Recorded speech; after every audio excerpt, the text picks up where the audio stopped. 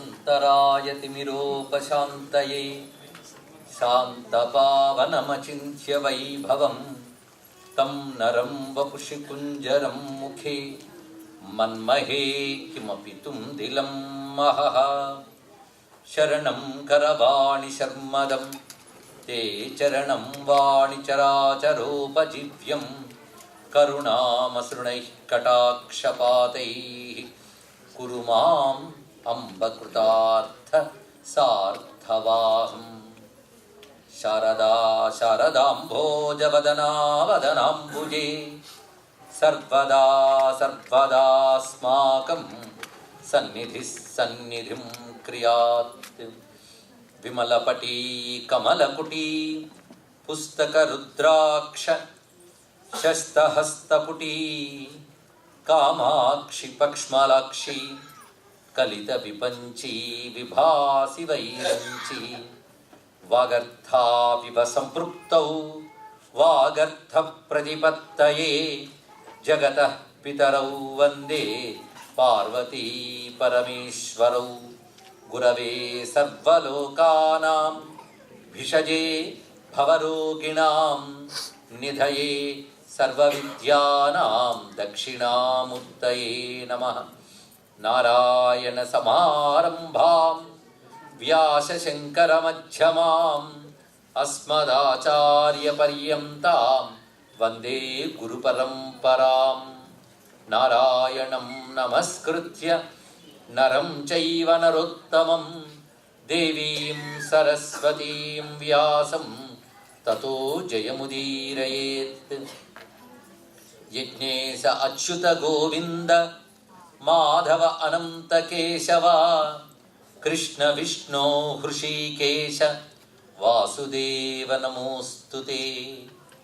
మాలిని మహేశ చాలిని కాంచీ ఖేలిని విపక్షకాలిని తే శూలిని విద్రుమశాలిని నత జనపాలిని కపాలిని నమోస్తు. శివాయ గురవే నమః. శివాయ గురవే నమః. శివాయ గురవే నమః. శ్రీమాత్రే నమః. శ్రీమాత్రే నమః. శ్రీమాత్రే నమః. శ్రీ విష్ణురూపాయ నమః శివాయ. శ్రీ విష్ణురూపాయ నమః శివాయ. శ్రీ విష్ణురూపాయ నమః శివాయ. శ్రీ విష్ణురూపాయ నమః శివాయ. శ్రీ విష్ణురూపాయ నమః శివాయ. శ్రీ విష్ణురూపాయ నమః శివాయ. సర్వచైతన్య రూపాం తాం ఆద్యాం విద్యాం చ ధీమహి బుద్ధిం యా నః ప్రచోదయాత్. నమో మహద్భ్యో ఋషిభ్యో గురుభ్యో నమః. ఆలయంలో వెలసి అనుగ్రహిస్తున్న గోదాలక్ష్మి సమేత శ్రీ వెంకటేశ్వర శ్రీనివాస పరబ్రహ్మమునకు నమస్కరించుకుంటూ, పరమ పవిత్రమైన దేవి భాగవతం సాక్షాత్తుగా వ్యాస భగవానుడు దీనిని జనమేజయునికి ఉపదేశించాడు. అందులో నారాయణుడు నారదునికి చెప్తున్నటువంటి ప్రకృతి తత్వ వివేచన అనేది నిన్నటిని మనం చెప్పుకుంటున్నాం. జగన్మాత విశ్వరచన చేసేటప్పుడు ప్రకృతి అనిపించుకుంటున్నది. కృతి అయిన ఈ జగత్తుకి ఆ తల్లి అనగా ప్రధానమై ప్రకృష్టమై ప్రథమమై ఉన్నది కనుక ప్రకృతి అని చెప్పబడుతున్నది. ఆ తల్లి పూర్ణ బ్రహ్మస్వరూపములు 5 వివరించుకున్నాన్న: దుర్గా, లక్ష్మి, సరస్వతి, గాయత్రి, రాధాదేవి. ఈ 5 ప్రధానమైనటువంటివి. ఒకే పరమేశ్వరుడు జగద్రచన కోసం సృష్టి చేసేటప్పుడు బ్రహ్మగా, స్థితికారకుడైనప్పుడు ఆయనే విష్ణువుగా, లయకారకుడైనప్పుడు శివునిగాను, అదేవిధంగా వేదస్వరూపుడై హిరణ్య మండలాంతరం అంటే సూర్యమండలాంతర్గతుడైనప్పుడు ఆయన శక్తి గాయత్రిగా ఉన్నది. అదేవిధంగా ఆయన కృష్ణుడైనప్పుడు ఆ శక్తి రాధాదేవిగా ఉన్నది. అందుకే బ్రహ్మ విష్ణు రుద్రులకు వరుసగా సరస్వతి, లక్ష్మి, దుర్గల శక్తులుగా ఉన్నారు. ఒకే పరమేశ్వరుడు 5 రూపాలు ధరించగానే ఆయన శక్తి కూడా 5 రూపాలతో ఆయన వద్ద ఉన్నది. గోలోకమనకు లోకం గురించి వర్ణిస్తున్న దేవి భాగవతం, అదేవిధంగా బ్రహ్మ వివర్త పురాణము మొదలైనవి చెప్తున్నాయి. ఈ గోలోకం నారాయణుడు ద్విభుజుడై మురళీహస్తుడై గోలోకంలో ఉంటాడు, చతుర్భుజుడై శంఖచక్ర గదాపద్మధారి వైకుంఠంలో ఉంటాడు అని. లోక వ్యవహారాలన్నీ చేస్తుంటాడు నారాయణ స్థితికారకుడుగా. లోకాతీతమైన తత్వముగా కృష్ణ పరమాత్మగా భాషిస్తూ ఉంటాడు. అనగా కృష్ణుడు ఒకప్పుడు అవతరించిన మూర్తి కాదని, ఆయన శాశ్వతమైన పరబ్రహ్మ అని, ఆ కృష్ణుని యొక్క ప్రేమాత్మకమైన హలాదిని శక్తి, హర్ష ఆనంద ఆకృతి అయినటువంటి తల్లి ఆ జగన్మాత రాధాదేవి. ఈ తత్వం మనకి దేవి భాగవతం చెప్తున్నటువంటిది. ఈ 5 పరబ్రహ్మ స్వరూపములు కూడాను పరబ్రహ్మ శక్తి అయిన ఆ జగన్మాత దాల్చినవి. ఆ తర్వాత ప్రధానాంశ స్వరూపాల గురించి ప్రస్తావన చేసుకున్నాం. గంగా, తులసి, మానస, షష్ఠీదేవి, మంగళచండి. అక్కడి వరకు నేను చెప్పుకోవడం జరిగినది. ఆ తర్వాత ప్రధానాంశ రూపంలో మళ్ళీ ప్రస్తావన చేయబడుతూ ఉన్నాయి. ఇక్కడ విశేషించి శ్రద్ధగా విని ఆ మూర్తులు మనం స్మరించినా చాలు, వాటి అనుగ్రహం మనకు లభిస్తున్నది. ఇక్కడ మంగళచండి తర్వాత చెప్తున్నది, ఈ జగన్మాత మంగళచండి పరితుష్ట సర్వవాంఛ ప్రదాత్రి. సంతోషిస్తే అన్ని కోరికలు నెరవేర్చగలదు, కోపగించుకుంటే సర్వ విశ్వాన్ని క్షణంలో సంహరించగలదు. ఎప్పుడైనా సరే ప్రభువు అయిన వాడికి 2 శక్తులు ఉంటాయి, రక్షించే శక్తి, శిక్షించే శక్తి. అసలు రక్షించే శక్తి ఉన్నవాడికి శిక్షించే అధికారం ఇవ్వాలి. ఆ 2 భగవత్ శక్తికి ఉన్నాయి. అందుకే భగవత్ శక్తి మనకి లోకంలో రక్షణ రూపంలో, శిక్షణ రూపంలో 2 రూపాలుగాను కనబడుతూ ఉంటుంది. ఇక్కడ అది కేవలం జగన్మాతృ రూపం అనగానే సౌమ్యమైన రూపాలు మాత్రం అమ్మవారు అనుకోవద్దు, ఉగ్రమైన రూపాలు కూడా ఆవిడవి. శక్తి ఏ రూపంలో ఉన్నా ఆ తల్లివి. ఆ 2 కూడా జగతికి అవసరమే. అందుకే సౌమ్యాని యాని రూపాణి త్రైలోక్యే విచరంతితే యాని చాత్యంత ఘోరాని తైరక్షాస్మాంస్తదాభువం అని చండీ సప్తశతిలో మంత్రం ఉన్నది. అమ్మా, నీ సౌమ్య రూపములే ఉన్నాయో, నీ ఉగ్ర రూపములే ఉన్నాయో, ఆ 2 రూపములు మమ్మల్ని రక్షించుగాక. అంటే 2 రూపాలు మన రక్షణ కోసమే ఉన్నాయి. సృష్టిలో మనం ఈ ఉగ్రత్వాన్ని, ఈ సౌమ్యత్వాన్ని రెండింటిని చూస్తూ ఉంటాం. నేనటి వరకు ఇక్కడ అనుకుంటూ ఉంటే విన్నాను, ఎండ చాలా సౌమ్యంగా ఉందిట, ఇవాళ కొంచెం తీవ్రంగా ఉంది అని. ఒకే ఎండ, ఉగ్రత సౌమ్యత ఉంది. అలాగే వానలు కూడా ఎక్కువ పడితే ఉగ్రమే. కానీ సృష్టిలో ఈ 2 ఉంటాయి. దీన్నే ఘోరం అఘోరం అని కూడా అంటారు. తీవ్రమైన వాటిని ఘోరమని, సౌమ్యమైన వాటిని అఘోరం అని అంటారు. ఈ ఘోరాఘోరాత్మకంగానే ప్రపంచమంతా ఉంటూ ఉంటుంది.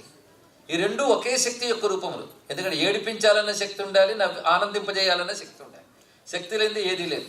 వారి వారి కర్మలకు అనుగుణంగా భగవానుడు అఘోర రూపంలో పుణ్యాత్ముని రక్షిస్తే, ఘోర రూపంలో శిక్షిస్తాడు. శిక్ష రక్ష కూడా భగవత్ శాసన స్వరూపాలే. అందుకే మనం మంగళచండీ లాంటి ఉగ్ర రూపముల్లో 2 పార్శ్వాలు చూపిస్తున్నాడు ఇక్కడ.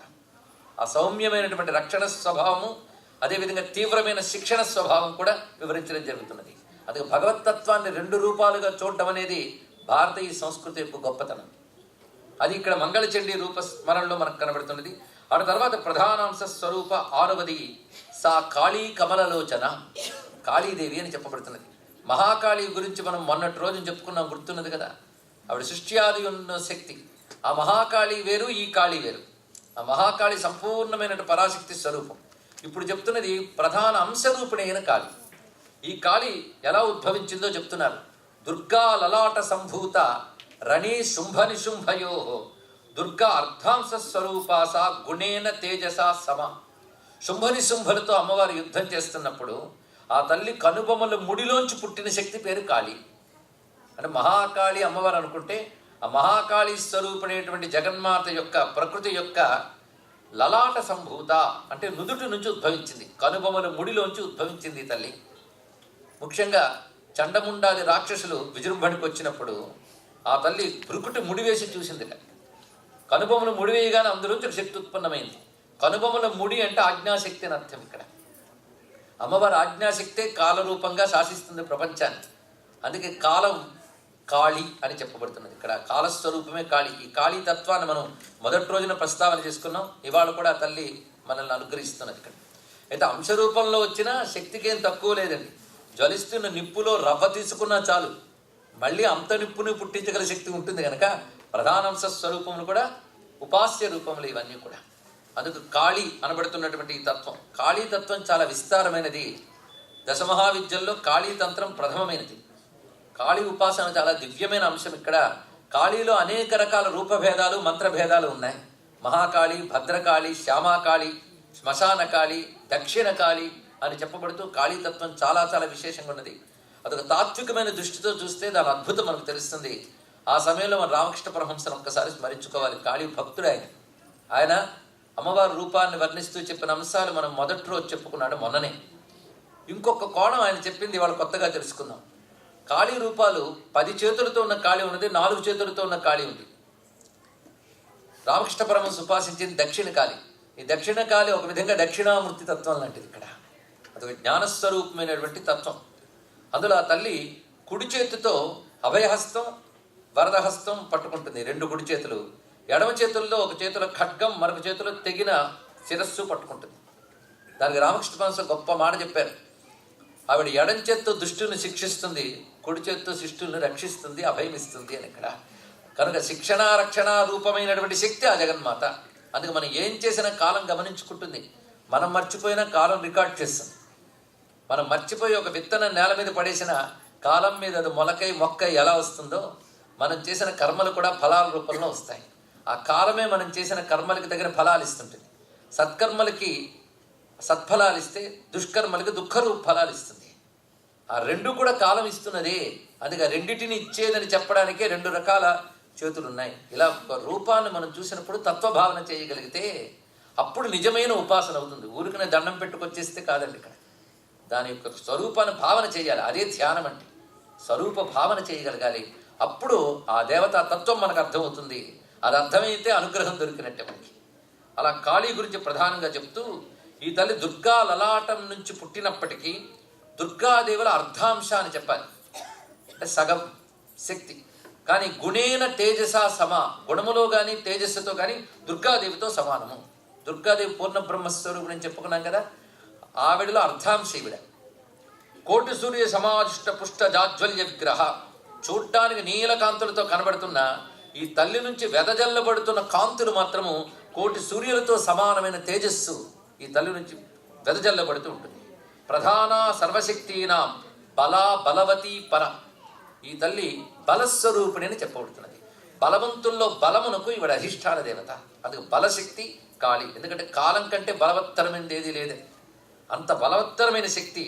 పైగా సర్వశక్తుల్లో ప్రధానమైనది యోగ రూపిణి జగన్మాత. యోగం అనగా జ్ఞానం అని అర్థం. అందుకే తత్వరూపము జ్ఞాన రూపమే కాళీ రూపం. అది కాళీ ఉపాసనకు ప్రధాన స్థానం ఎందుకు ఇచ్చారు అంటే, సృష్టికి ముందు ఉండే స్థితి కాళీ ఒకటి. అలాగే కాళీ ఉపాసన చేయగలిగితే కాలతత్వాన్ని అధిగమించగలరు.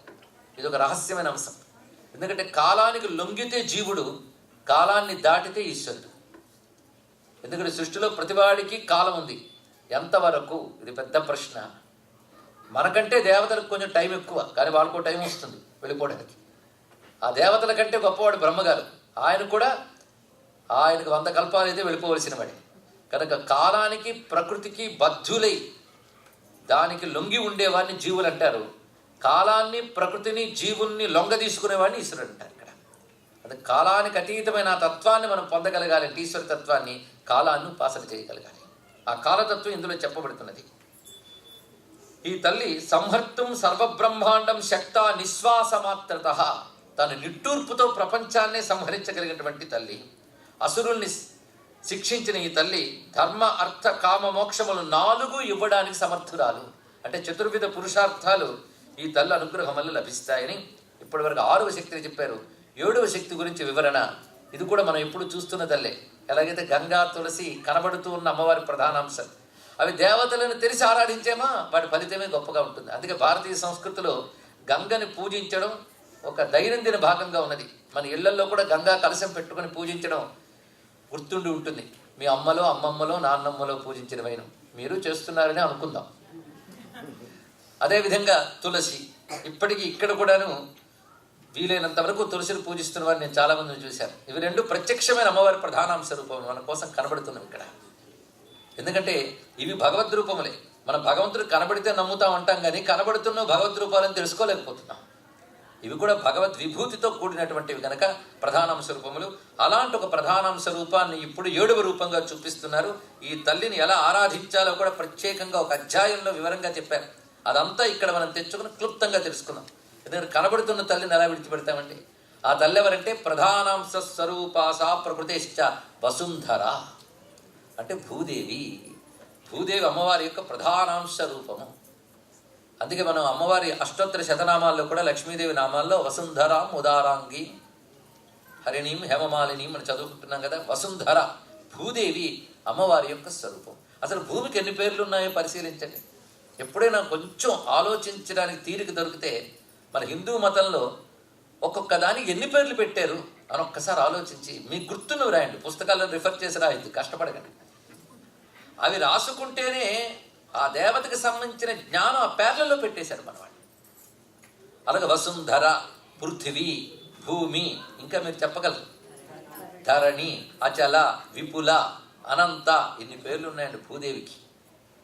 అలాంటి ఆ భూమాత భూదేవిని మట్టి రూపంలో చూడలేదు, తల్లి రూపంలో చూసింది భారతీయ సంస్కృతి. వేదంలో కూడా అనేక చోట్ల భూమిని తల్లిగా చెప్తారు. ఇక్కడ అందుకే ఇదంధ్యావా పృథివీ సత్యమస్తు పితుర్మాతర్యది హోప బ్రువేవాం అనే మంత్రం ఉన్నది. ఇక్కడ సంధ్యాకాలంలో జపించే మంత్రాల్లో ఇదొకటి. ఈ ద్యావా పృథువులు ఏమిటయ్యా అంటే తండ్రి తల్లి అన్నారు. ఇక్కడ ఎంత అందమైన భావన అండి. ఇక్కడ ఆకాశాన్ని తండ్రిగాను భూమిని తల్లిగాను వర్ణించారు వేదమాత. అందుకే అనేక చోట్ల ఉపసర్పమాతరం భూమిం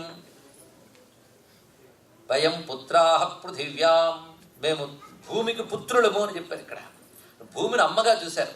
మనం మొదటి రోజు అమ్మ అనే మాటకు నిర్వచనం చెప్పుకున్నాం, గుర్తుపెట్టుకున్నారు కదా. అమ్మ అనగా ఒక స్త్రీమూర్తి కాదయ్యా, ఎవరు నీకు కారణము, ఎవరు నీకు పోషకము, ఎవరు నీకు రక్షకము, ఎవరు నెపం చూడకుండా నీపై కృప చూపిస్తున్నారో అదే అమ్మ యొక్క భావన. ఆ భావన భూమి ఎందుకు కనిపించట్లేదు? కనుక జగన్మాత అనగానేదో మందిరంలోనో మణిద్వీపంలోనూ ఉంటుందని కాదు, ప్రకృతి రూపంలో తల్లి ప్రేమ మనకు కనబడుతుంది. అది ప్రధానంగా మనకి మాత్రం భూమి ద్వారానే లభిస్తుంది. కనుక మనకి ఆ జగన్మాత యొక్క ప్రేమ భూమి రూపంలో లభిస్తుంది. ఎంత తవ్వినా ఇంకా కడుపు నింపుతుంది ఆ తల్లి. ఇక్కడ ఆభరణాలకు కావలసిన ధాతువులు, సంపదలు అన్నీ ఇస్తుంది. కనుక అన్ని సంపదలు భూమి నుంచే మనం పొందుతున్నాం కనుక సంపదలకి వసు అని పేరు. ఈ వసువుని ధరించింది కనుక వసుంధర. అంతేకాదు మనల్ని అందరినీ ధరిస్తోంది కనుక ధర అదొక పేరు. ధరించి రక్షిస్తున్న తల్లి కనుక ధరణి. ఎన్నెన్ని పేర్లు. దీని విస్తారం భూ విస్తారే అనే పదానికి విస్తరించింది. భూమి అతి పెద్దది, అతి విస్తారమైనది కనుక భూ విస్తారైన ధాతు ప్రకారంగా భూమి అని చెప్పబడుతుంది. అలాగే పృథ్వీ అని మరొక పేరు దీనికి. పృథు చక్రవర్తి చేత ఈ తల్లి క్రమబద్ధీకరింపబడింది అని భాగవతం విష్ణు పురాణం మనకు చెప్తున్న అంశం. అంటే పృథు చక్రవర్తి కథ భాగవతంలో మనం పరిశీలిస్తే ఆ రోజుల్లో, అంటే మనకు తెలిసి భాగవతం అత్యంత ప్రాచీన గ్రంథం కదా. పురాణాలు ఒప్పుకునే వాళ్ళకైతే 5,000 సంవత్సరాల క్రితంది భాగవతం. పురాణాలు ఒప్పుకోకపోయినా కనీసం ఒక 2,000-3,000 సంవత్సరాల క్రితందే, సందేహం లేదు. అందులో వర్ణించి చూపిస్తాడు. ఆశ్చర్యం ఏంటంటే మొట్టమొదటిగా పృథు చక్రవర్తి ఈ టౌన్ ప్లానింగ్ అనేది వేశాడు ఆయన. అక్కడ చదివితే తెలుస్తుందండి. ఈ కోణాల్లో పురాణాలని తర్వాత తరం వాళ్ళైనా అధ్యయనం చేస్తారేమని ఆశ. వికృతమైన పద్ధతులు పట్టుకుని ఇప్పటికీ విమర్శించడమే కనబడుతుంది కానీ అందులో ఉన్న పాజిటివ్ యాంగిల్ని ఎవరు చూడట్లేదు. ఇంకా అందులో జాతి మత భేదాలు చెప్పారు, స్త్రీలను అణచివేశారు, పిచ్చి మాటలు పట్టుకునే వేలాడుతున్నాం. ఒకవేళ ఆ మాటలకి మనకు సరిగ్గా అర్థం కాక అందులో జాతి భేదాలు చూపించారు, ఇంకొన్ని అణచివేశారు అనిపిస్తే అర్థం చేసుకోకపోతే ఆ వాక్యాలు వదిలేసినా సరే పనికొచ్చే వాక్యాలు కోటాను కొట్లున్నాయి. ఆ పాజిటివ్ యాంగిల్లో చూస్తే పురాణాల్లో, రామాయణ భారతాల్లో కూడాను టౌన్ ప్లానింగ్ గురించి చాలా విశేషాలు ఉన్నాయి. అది ఆలోచిస్తే అప్పటి మన యొక్క వ్యవస్థ ఎలా ఉండేదో అర్థమవుతుంది. ఇక్కడ మొట్టమొదటిగా వ్యవస్థను చేసిన వాడు పృథు చక్రవర్తి.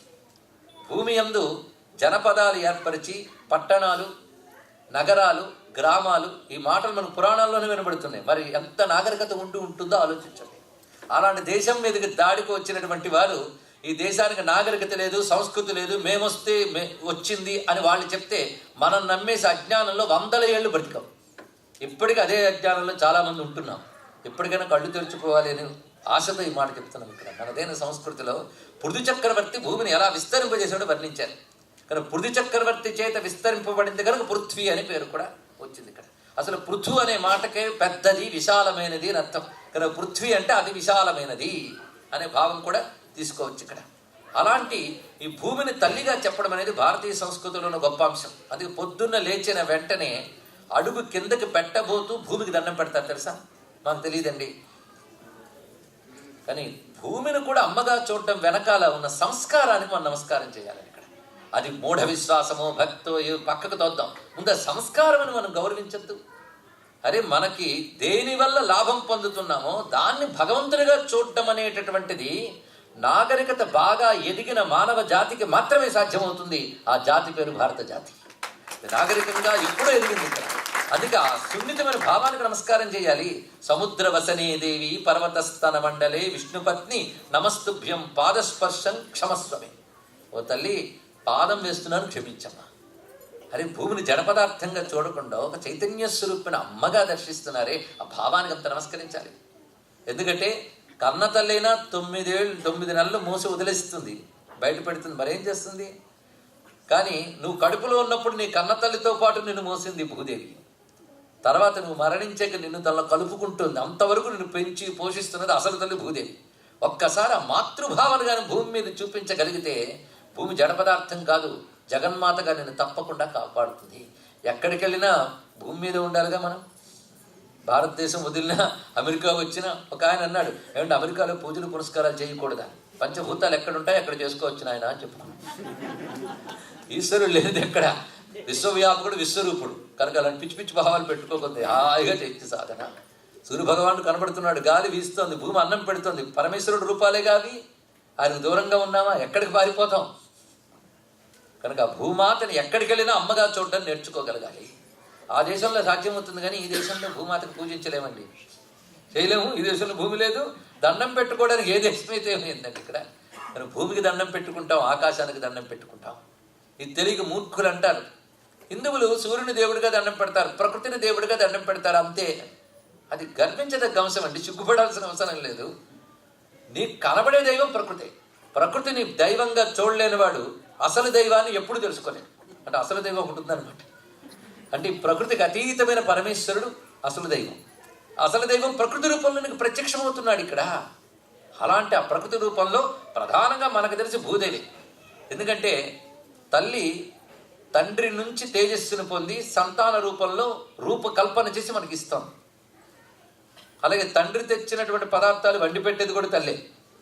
పరిశీలించండి, ఆకాశం నుంచి కురిసే ప్రతిదాన్ని తన కడుపులో దాచుకొని దాని పంటల రూపంలోనో మరో రూపంలోనో మనకిస్తున్నది భూదేవిగా. కనుక ఆకాశాన్ని తండ్రి అనడం, భూదేవిని తల్లి అనడం ఒక అత్యద్భుతమైన వైదిక భావనగా మనం గ్రహించి నమస్కారం చేస్తున్నాం. అలాంటి భూమిని ఎలా చూడాలి అది కూడా చెప్తున్నది ఈ సంస్కృతంలో. కనుక భూమికి సంబంధించి ఆధార రూప సర్వేషాం సర్వసస్య ప్రకీర్తిత రత్నాకార రత్నగర్భ సర్వరత్నాకరాశ్రయ. కనబడిన దుర్గాదేవి విగ్రహము లలితా విగ్రహము పెట్టుకుని పూజించుతాం, మంచిదే. కానీ కనబడుతున్న భూమిని అమ్మగా పూజించడం ముందు నేర్చుకో. ఆ తల్లి ఎలా ఉన్నదంటే ఆధార రూప, ముందు ఆధారమైనది. సర్వసస్య ప్రకీర్తిత, సర్వసస్యముల రూపములతో ఉన్నది. రత్నాకర రత్నగర్భ, భూమికి ఎన్ని పేర్లు పెట్టారో. అగ్నిగర్భ, రత్నగర్భ, విశేషమైన మాటలు. అసలు భూమి యందు అగ్నిదేవుడు ఉంటాడట, మధ్యలో ఉన్నటువంటి అంతరిక్షమునందు వాయువు ఉంటాడు, దాని పై భాగంలో సూర్య భగవానుడు. ఎంత అందమైన మాట చూడండి, అగ్ని వాయు సూర్య. ఈ అగ్ని వాయు సూర్య భూహు భువః సువః, ఈ మూడే అకార ఉకార మకార, ఈ మూడే ఋగ్యజుస్సామములు, ఈ మూడు కలిపి ప్రపంచం. ఇది మూడు కలిపి ఓంకారం. ఇది చాందోగ్యోపనిషత్తులో కనబడుతున్నటువంటి ఒక గొప్ప అంతరార్థం. ఇది పరిశీలించండి. భూమికి అగ్నిదేవుడు ప్రధానంగా, కానీ భూమి అగ్ని గర్భ. వేదంలో ఒక విషయం కనబడుతుంది, రాత్రిలో భూమి యందు అగ్ని కనబడుతుంది. ఇది చూడగలిగే శక్తి మన నేత్రాలకు లేదు, పక్షులకు ఉంటాయట. అందుకే నేల మీద వాలవు. ఆ సమయంలో వాటికి అగ్నిగా కనబడుతుంది కనుక నేల మీద వాలవుతాయి. ఈ విషయం వేదం వర్ణించింది. ఎంత సత్యమో మనం పరిశీలించాలి ఇక్కడ. కానీ భూమి అగ్నిగర్భ, రత్నగర్భ, సర్వరత్నాకరాశ్రయ, అన్ని రత్నాలకు ఆశ్రయమైనటువంటిది. సర్వోపజీవ్య రూపాచ సర్వసంపద్విధాయని, అందరినీ బ్రతికించేటువంటి తల్లి. అంతేకాదు భూమి కేవలం మనకి మాత్రమే కాదు, దేవతలకు కూడా ఆధారమే. ఈ భూమి యందు జరిగే యజ్ఞయాగాదులే దేవతలకు కూడా బలాన్ని ఇస్తున్నాయి. కనుక విశ్వంలో అన్ని లోకాల వాళ్ళు భూమి ఆధారంగానే అన్ని పొందుతారు. దీన్ని ఒక ప్రతీకవాదంగా, ఒక సింబాలిక్గా భాగవతం మనకు చెప్తుంది. పృథు చక్రవర్తి భూమిని ఆవుగా చేసి పిండుతాట, దాని నుంచి సంపదలన్నీ. అలా ఒక్కొక్కరు వచ్చి వారికి కావలసిన సంపదలు భూమి నుంచి పొందుతుంటారు. అదే భూమిని గోవుగా వర్ణించడం ఒకటి కనబడుతుంది ఇక్కడ. ఏం చేశాడయ్యా అంటే స్వయంభూ మనువును దూడగా చేశాడు. ఎవరు? పృథు చక్రవర్తి. ఆ మనువు వెళ్ళి ఆ పొదుగుని చేపుతాడు. అప్పుడు తను పాత్ర పట్టుకు వెళ్ళాడు, ఒక్కొక్క పాత్ర. పృథు చక్రవర్తి 2 చేతులు పాత్రగా పెట్టి ఆ సంపద పొందేట. ఇందులో సింబాలిక్గా చెప్పడం ఏంటంటే స్వయంభూమి అంటే మనువు అంటే ధర్మం. ధర్మం వల్ల భూమి అనే ధేనువు సంపదలు ఇస్తుంది. ఆ సంపద నువ్వు పొందాలంటే స్వయం కృషి ఉండాలి. అది చేతులతో పుచ్చుకోవడం అంటే కృషితో పొందాలి భూమి నుంచి ఏ సంపదనైనా. అందుకు భారతీయ సంస్కృతి బద్ధకాన్ని ఎప్పుడు ప్రేరేపించదు. కృషిమత్ కృషస్వ అక్షైర్మా దివ్య వేదమంత్రం ఇది. అంటే జూదాలతోనూ వాటితోనూ సంపాదించి బతక్కరా నాయన. కృషిమత్ కృషస్వ, కష్టపడి కృషి చేయి, స్వయం కృషి. కనుక తన చేత్తో పిండేటంటే అర్థం స్వయం కృషితో భూమి నుంచి సంపదలను పొందాలి. అది పొందాలంటే ధర్మం అనేది ముందు ఉండాలి ఇక్కడ. కనుక నేను ధర్మం అవేం నాకు తెలియదండి, కష్టపడతానంతే అంటే లాభం లేదు. ధర్మం చాలా అవసరం. ఆవు పాలు ఇవ్వాలంటే ముందు దూడ ఉండాలి. ధర్మం దూడ లాంటిది, పిండడం నీకు కృషి లాంటిది. ఈ రెండు ఉంటేనే పాలు లభిస్తాయి. ఇక్కడ ఎంత అందమైన భావన చెప్పారు ఇక్కడ ఋషులు. అందుకు అటువంటి భూమాత అందరికీ ఆధారమైనటువంటి తల్లి. ఈ తల్లి గురించి కొన్ని విషయాలు చెప్తున్నారు. మనం భూమి విషయంలో కొన్ని పొరపాట్లు చేస్తూ ఉంటాం. అవి చెయ్యకుండా ఉండడానికి ఇక్కడ చెప్పేది పనికొస్తే నేను సంతోషిస్తాను, కొంతమంది అయినా శ్రద్ధగా వింటే. ప్రధానంగా భూమి గురించి చెప్తూ ఈ తల్లిని మొట్టమొదటి పూజించినది ఎవరు? వరాహస్వామి మొట్టమొదటి పూజించాడు. ఆది వరాహస్వామి ఆయనే కదా పృథ్వీని ఉద్ధరించినటువంటి వాడు. అంతేకాదు భూలక్ష్మికి పతి వరాహస్వామి. నారాయణుడు వరాహ రూపంతో ఆ భూమికి పతి అయ్యాడు. అది ఉద్ధృతాసి ఇవై దేవి కృష్ణేన శతబాహునా అని వేదమాత చెప్తున్నది ఇక్కడ. అటువంటి ఆదివరాహస్వామిని మనం గోవిందుడు అంటాం. ఆయన మొదట ఆరాధించాడు ఈ తల్లిని. పత్ని రూపంగా స్వీకరించిన ఆయన ముందు పూజించాడు. అక్కడి నుంచి అందరూ కూడా భూమిని పూజించడం అనేది క్రమంగా వచ్చింది. ఈ భూమిని పూజించడం ఎన్ని విషయాల్లో చేస్తూ ఉంటామంటే, పంటలు పండించేటప్పుడు భూమిని పూజిస్తాం. ఎందుకంటే ఆ తల్లి నుంచి అవి కలగాలని ఇవన్నీ విధానాలు ఉండేవండి. ఆ విధానాలు మళ్ళీ మనం ఉద్ధరించగలిగితే రైతులు ఆత్మహత్యలు బాధలు తగ్గుతాయి. అలా పంటలు పండించే ముందు భూమికి నమస్కారం చేస్తారు. అప్పుడు కూడా తల్లి ఈ నాగలి వేసి నిన్ను దున్నుతున్నాను కదా, దోషాన్ని క్షమించమ్మా, పంటలు ఇవ్వమ్మా అని ఆరాధన చేస్తారు. అదేవిధంగా గృహాదులు కట్టేటప్పుడు కూడా ముందు భూమిని పూజిస్తాం. ఎందుకంటే అప్పుడు భూమిని తవ్వాలి. ఇత్యాదులు జరిగినప్పుడు ఆ దోష పరిహారార్థం భూమి మనకు అనుకూలముగా మారడం కోసం ముందుగా భూమిని ఆరాధించడం అనేది కనబడుతుంటుంది. ఏమంటే అవేవి లేకుండా కూడా బిల్డింగ్లు కడుతున్నారండి అంటే, నిన్ననే మనం చెప్పుకున్నాం, అమ్మ ప్రేమ గుర్తించినా గుర్తించకపోయినా అమ్మ అన్నం పెడుతుంది పిల్లలకి. కానీ అమ్మ ప్రేమ గుర్తిస్తే వాడు అన్నంతో పాటు ప్రేమను కూడా పొందగలండి ఇక్కడ. కనుక మన ఈ తెలివితేటలకు పోయి భూమి పూజలు లేకుండా ఎందరో నాస్తికులు కూడా బిల్డింగులు కడుతున్నారు కదా. కానీ భూమిని పూజించాలని అతి తెలివి మాటలొద్దు. అదొక్కటే ఉదాహరణ బాగా గుర్తుపెట్టుకుంటే చాలు ఇక్కడ. అది దైవంగా చూడటం ఎలాంటిదంటే, జడ పదార్థంగా చూడకుండా చైతన్య పదార్థంగా దర్శించడం, అదేవిధంగా అనుగ్రహాన్ని పొందడం కూడా. ఇలాంటి ఆరాధనల వల్ల దైవశక్తి అనుకూలిస్తుంది. రామచంద్రుడు నేరుగా సముద్రం మీద సేతుబంధనం చేయగలడు. అయినప్పటికీ కూడా ఆయన ముందు సముద్ర భగవాను ఉపాసన చేశాడు. ఎందుకంటే ప్రకృతిలో ఉన్న దైవశక్తిని ముందు ఆరాధన చేసి అనుకూలం పరచమని చెప్పి ఆ తర్వాత మనం మానవ ప్రయత్నం చేయాలి. అందుకే పక్కనున్న ఆ నలుడు అనేటటువంటి వానర శ్రేష్ఠుడు మంచి ఇంజనీర్ అయినప్పటికీ కూడా తన ముందు సముద్రాన్ని ఆరాధించాడు. అందుకు మనం మన తెలివితేటలతో నిర్మాణాలు చేస్తున్నప్పటికీ అందులో ఉన్న దేవత అనుగ్రహిస్తే కానీ జరగదు. కనుక భూమిని పూజించడం అనేది ప్రధానంగా గృహప్రవేశ కాలంలోని, పంటలు పండించేటప్పుడు, యజ్ఞయాగాదులు చేసేటప్పుడు కూడా భూమిని ఆరాధిస్తారు ఇక్కడ. ఎందుకంటే భూమి అందే యజ్ఞములు జరుగుతాయి. కానీ భూమిని ప్రధానంగా ఆ విధంగా గౌరవించాలి. ఆ భూమిని ఎలా గౌరవించాలో ఇక్కడ కొన్ని విషయములు చెప్తున్నారు. శ్రద్ధగా గుర్తుపెట్టుకుని చేసే ప్రయత్నాలు చేద్దాం. ఎందుకంటే దేవి భాగవతం సర్వధర్మాల సమాహారం. ప్రతి పురాణం కూడా కథలు చెప్పడమే కాకుండా మనం నిత్య జీవితానికి ఉపయోగపడే ఆచార వ్యవహారాలు చాలా చెప్తూ ఉంటుంది. మనం పాటించగలిగినని పాటించవచ్చు. నేను పాటించగలిగేవి మాత్రమే చెప్తున్నాను. అందుకని పూర్వకాలంలాగా రోజు నదీ తీరములకు వెళ్ళి స్నానం చేయము అని నేను ఇక్కడ చెప్పను. అంటే మనం పాటించలేనివి చాలా ఉంటాయి, కానీ పాటించగలిగేవి ఉంటాయి. అవి మనం తెలుసుకుంటే చాలు. ఇక్కడ పాటించలేనివి పాటించలేకపోతున్నామే అని బాధపడే కంటే పాటించగలిగే వాటిలో కొన్నైనా పాటించగలిగితే ధన్యులం. అసలు లేని దానికంటే ఏదో ఒకటి ఏం కదండి ఇక్కడ. అందుకు ప్రధానంగా ఈ విషయాలు భూమి యందు ఏవేవి పెట్టకూడదో చెప్తున్నాడు. ఇకపై జాగ్రత్త పడదాం. చాలామంది పెద్ద పెద్ద వాళ్ళు కూడా ఈ పొరపాటు చేస్తుంటారండి. ఎందుకంటే మంత్రభాగం మొదలైన నేర్చుకుంటారు, పూజలు చేయిస్తుంటారు పురోహితులు మొదలైన వారు. ఈ చిన్న చిన్న విషయాలు తెలియకుండా ఉంటాయి. అలాంటివి తెలుసుకుంటే వాళ్ళు కూడా ఎవరైతే చేయించుకుంటున్నారో వాళ్ళకి చెప్పే అవకాశం ఉంటుంది. మనం కూడా గుర్తుపెట్టుకోవాలి ఇలాంటివన్నీ. భూమి యందు, భూమి నేల మీద పెట్టకూడని వస్తువులు ఏమిటో చెప్తున్నాడు ఇక్కడ. అంటే ఏదో అడ్డు ఉండాలి, ఒక పళ్ళెమో ఏదో ఉండి దాని మీద పెట్టాలి తప్ప నేల మీద నేరుగా పెట్టకూడని వస్తువులు ఏమిటో వివరిస్తున్నారు ఇక్కడ. ముక్తాం శుక్తిం హరే రచ్చాం, ముత్యాన్ని కానీ ముత్యపు చిప్పని కానీ నేల మీద పెట్టకూడదు. అలాగే నారాయణుని అంటే సాలగ్రామం కానీ దేవతా విగ్రహాలు కానీ కేవలం నేల మీద పెట్టరాదు. వాడికి ఒక పీఠం పళ్ళెము పెట్టి ఆరాధించాలి.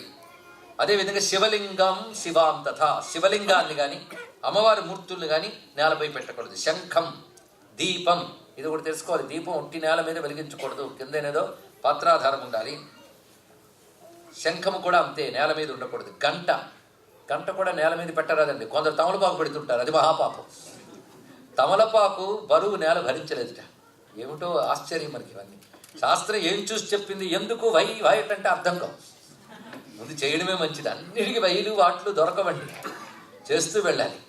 కొన్ని కారణాలు సైంటిఫిక్గా చెప్తే పెట్టుగా కూడా ఉంటాయి, డ్రైగా కూడా ఉంటాయి.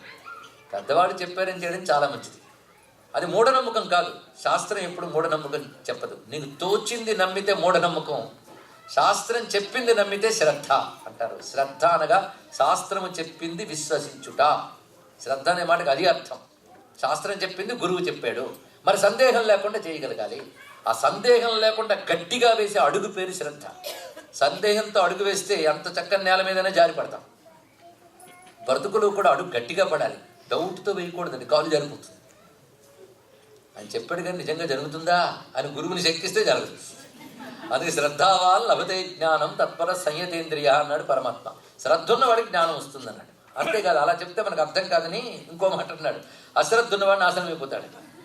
ధర్మం రెండు రకాలుగా చెప్పాలి. శ్రద్ధ ఉంటే బాగుపడతామంటే ఆ సరేలేండి అంటాడు, అశ్రద్ధ ఉంటే నాశనం అయిపోతామంటే అలాగా అని జాగ్రత్తగా అంటాడు. కానీ ధర్మం రెండు రకాలుగా చెప్పాలి. కృష్ణ పరమాత్మ రెండు రకాలుగా చెప్పాడు. శాస్త్రం చెప్పింది నమ్మితే బాగుపడతారండి. ఎలాగూ చెప్పాడు మహానుభావుడు రామదాసు, నమ్మి చెడిన వారు లేరు. చాలా చక్కటి మాట ఇక్కడ. అందుకు శాస్త్రం ఋషుల అనుభవము. శాస్త్రం చెప్పింది ఎందుకు నమ్మాలి? ఋషుల అనుభవం కనుక. మొత్తం నాకు అనుభవం వచ్చి నమ్ముతానంటే వీళ్ళు డాక్టర్ గారు మందు రాస్తూ కొనుక్కుని వాడటమే. నేను కూడా మెడిసిన్ అంతా చదివి అప్పుడు ఆలోచిస్తాను ఏంటంటే జబ్బు ముదిరిపోతుంది. తెలుసుకుంటే అన్నీ తెలుసుకుని చేయలేము, చేస్తూ ఉంటే తెలుస్తాయి. చెప్తే కొంత తెలుస్తుంది, చేస్తే అంతా తెలుస్తుంది. కనుక చెప్తూ వింటూ ఆర్గ్యూలు చేస్తుంటే ఏమీ తెలియదు. సాధనలో దిగితే కానీ సత్యం తెలియదు ఇక్కడ. కనుక సాధకుడికి సత్యం తెలుస్తుంది, వాదనకి దొరకదు. కనుక వాదన వదిలి సాధనలోకి వెళ్ళిన వాడికి సత్యం అనుభవానికి వస్తుంది. ఇక్కడ నువ్వు నమ్మినది ఏదో అజ్ఞానాన్ని నమ్మలేదు, ఋషుల అనుభవాన్ని నమ్ముతున్నావు, దాని పేరు శాస్త్రం. అందుకు శాస్త్రం చెప్తున్న అంశములు ఇవి.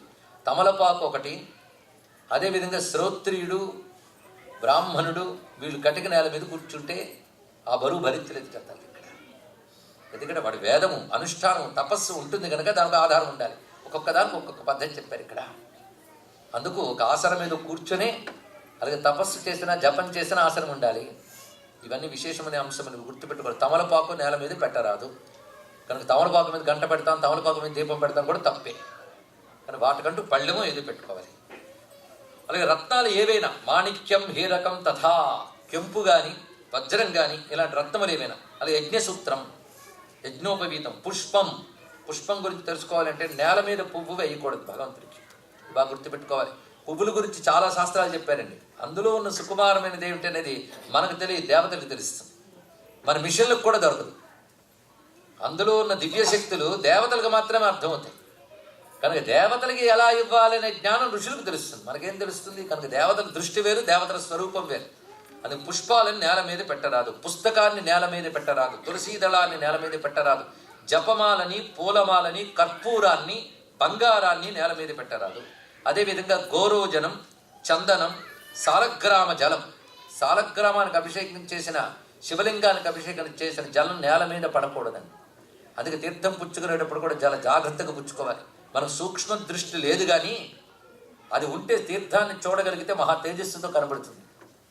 అలాగా పూర్వజన్మ పుణ్య విశేషం వల్ల అలాంటి దృష్టి వికసించిన ఒకానొక బాలిక తీర్థంలో ఉన్న దైవత్వాన్ని చూసి వర్ణించిన విషయం నేను అనుభవంలో చూశాను. అలాంటి దివ్య దృష్టి ఉంటే తెలుస్తుంది పదార్థానికి, తీర్థానికి ఉన్న విలువ. లేకపోతే నీటి చుక్కలా అనుకుంటాం. అది చూడగలగాలి. అయితే నువ్వు ఆ దృష్టి ఉంటే కనబడుతుంది, కానీ అటువంటి చూపు శక్తి నీకు లేకపోయినా అందులో శక్తి ఉంటుందని నువ్వు భావించి పుచ్చుకో.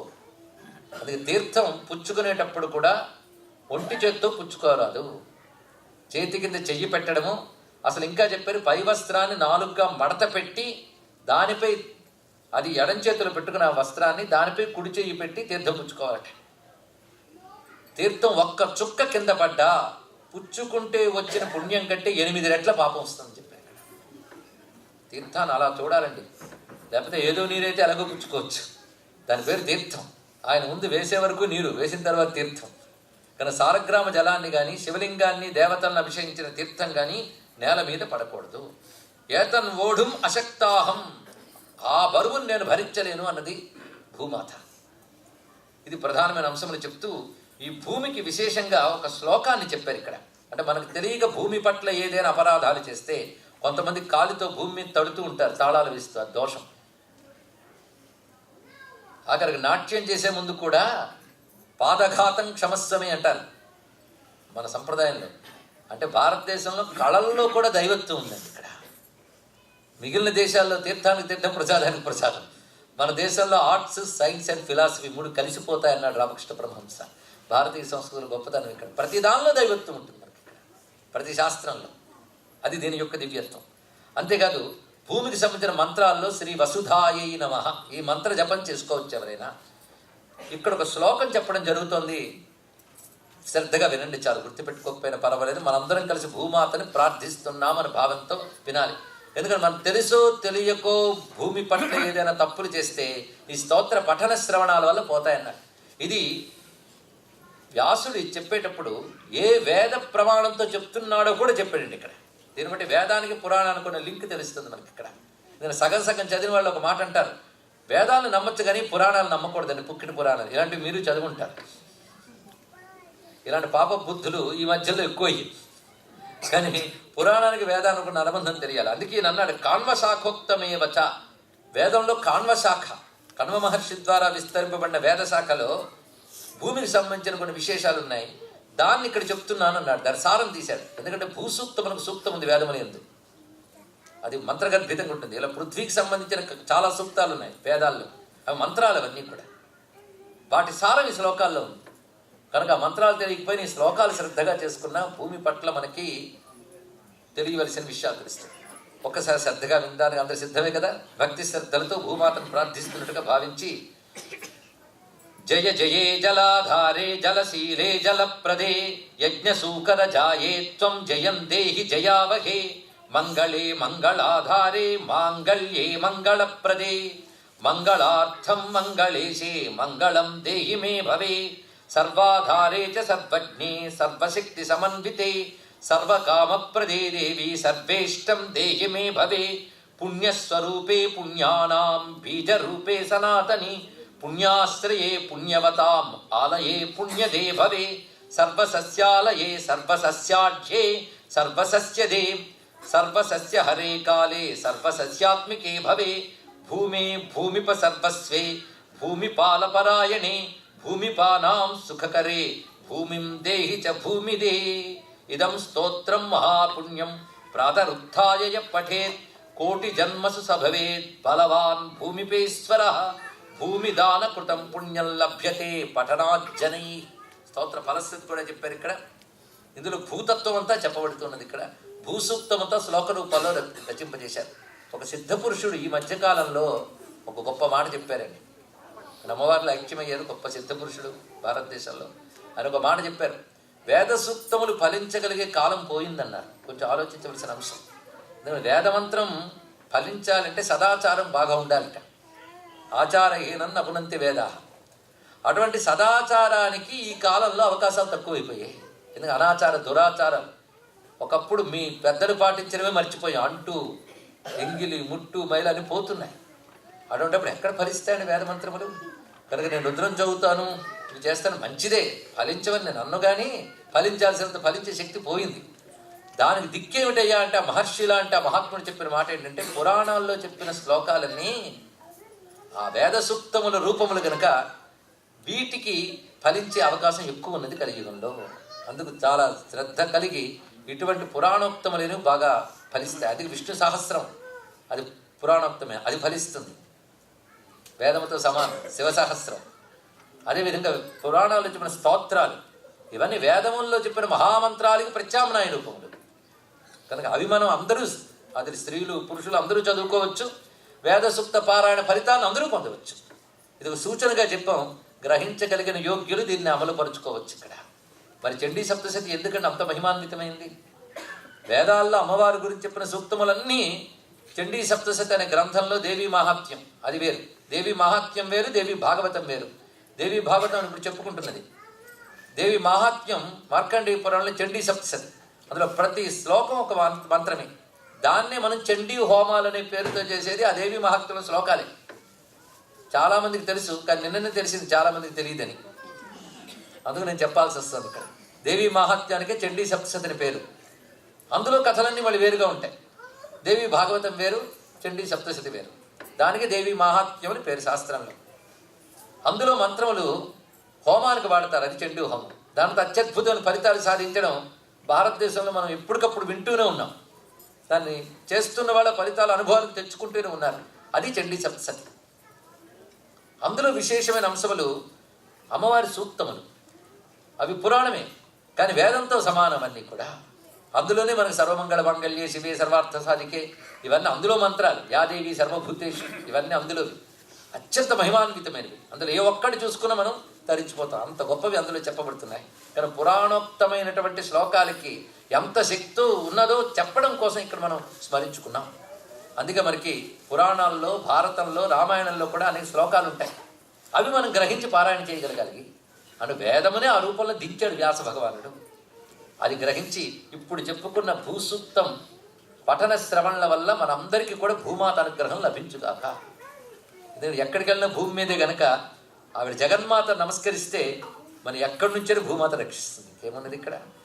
అందుకు ఆ తల్లికి మనం నమస్కారం చేసుకుంటూ ఇంకా భూమి విషయంలో కొన్ని విషయాలు చెప్పాడు. ఇక్కడ భూమి విషయంలో చెయ్యకూడని వాటిలో ఏమిటి అంటే, ప్రధానంగా భూమిలో ఆవులకంటూ కేటాయించినటువంటి భూభాగం ఏవైతే ఉందో వాటిని ఆక్రమించుకోవడం మహాపాపం. అది భూమి పట్ల అపచారం చేయడమే.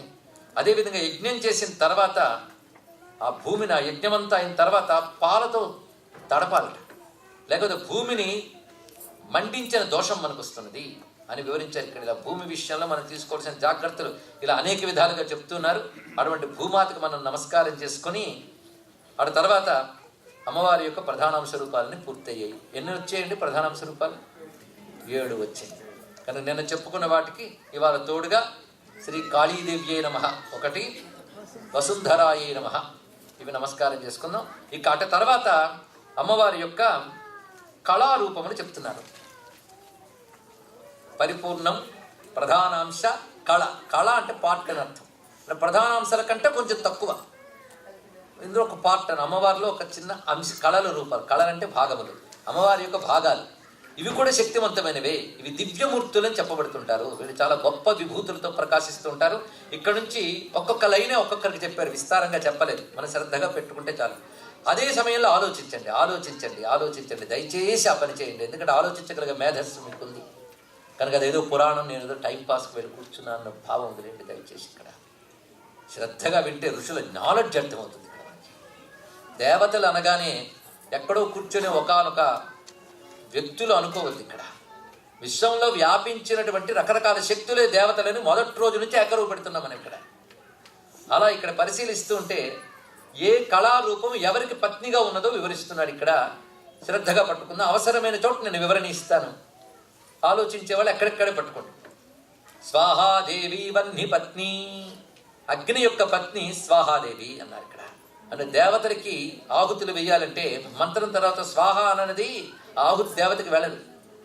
అది స్వాహ అనేది అగ్నికి శక్తిగా ఉన్నది. ఇక్కడ స్వాహ స్వధా మతిర్మేధా శృతి స్మృతిరనుత్తమా. ఇది జాగ్రత్తగా వీళ్ళు లలితా శాస్త్రం చదవండి. లేదండి ఇప్పుడే లలితా శాస్త్రం చదివి వింటున్నామండి, అది మంచిది. ఎలాగోలాగా ఇదే అక్కడ చెప్పబడుతుంది. ఇక్కడ స్వాహాదేవి వన్నిపత్ని, దక్షిణ యజ్ఞపత్ని. యజ్ఞమునకు పత్ని దక్షిణ. ఇక్కడ దక్షిణ గురించి చెప్తున్నాడు. దక్షిణ అనకు దేవి ఉందండి, దక్షిణాదేవి. అది సుదక్షిణ అనే క్యారెక్టర్ ఉంది పురాణాలు. దిలీప్ చక్రవర్తి యొక్క భార్య. జాగ్రత్తగా వింటే కొందరు తెలుసుంటే పొరపాటున పురాణ జ్ఞానం వాడు గుర్తు తెచ్చుకోవచ్చు.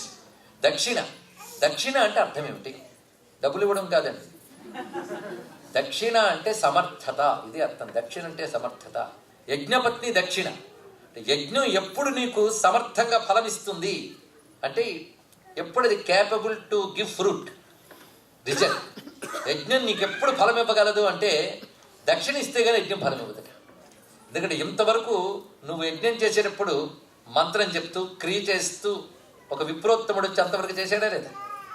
అప్పుడు యజ్ఞం చేసింది ఆయనేగా, ఫలితం ఆయనకి వెళ్ళిపోతుంది. కనుక నీకు ఆ ఫలితం రావాలి అంటే అంతవరకు చేసిన వాడికి నువ్వు దక్షిణతో తృప్తిపరచగలిగితే అతడు చేసిన మంత్ర క్రియాఫలం నీకు వస్తుంది కనుక యజ్ఞమునకు దక్షిణయే శక్తినిస్తుంది అని చెప్పారు. ఇది దీని యొక్క అంతరార్థం ఇక్కడ. కనుక యజ్ఞానికి పత్ని ఎవరు? దక్షిణ. ఇక్కడ భార్యాభర్తలు అనే దాని గురించి అర్థం చేసుకోవాలి, పురాణ భాష అర్థం చేసుకోగలగాలి. మనలా భార్యాభర్త పిల్లలు అనగానే మనలా ఫ్యామిలీ సిస్టమ్ ఉందని అర్థం కాదు ఇక్కడ. వెంటనే మనం బొమ్మ వేసేస్తాం, ఆయన పక్కన ఆవిడ ఆవిడ పక్కన. దీని అర్థం భార్య అంటే పురాణ భాషలో అర్థం ఏంటంటే ఇన్సెపరబుల్ ఎనర్జీ, ఆ దేవుని నుంచి వేరు కాని శక్తిని భార్య అంటారు. పుత్రులు పుత్రికలు అంటే డిరైవ్డ్ ఎనర్జీ, వాళ్ళ నుంచి మనకు లభించిన శక్తిని పుత్రుడు పుత్రిక చెప్తారు.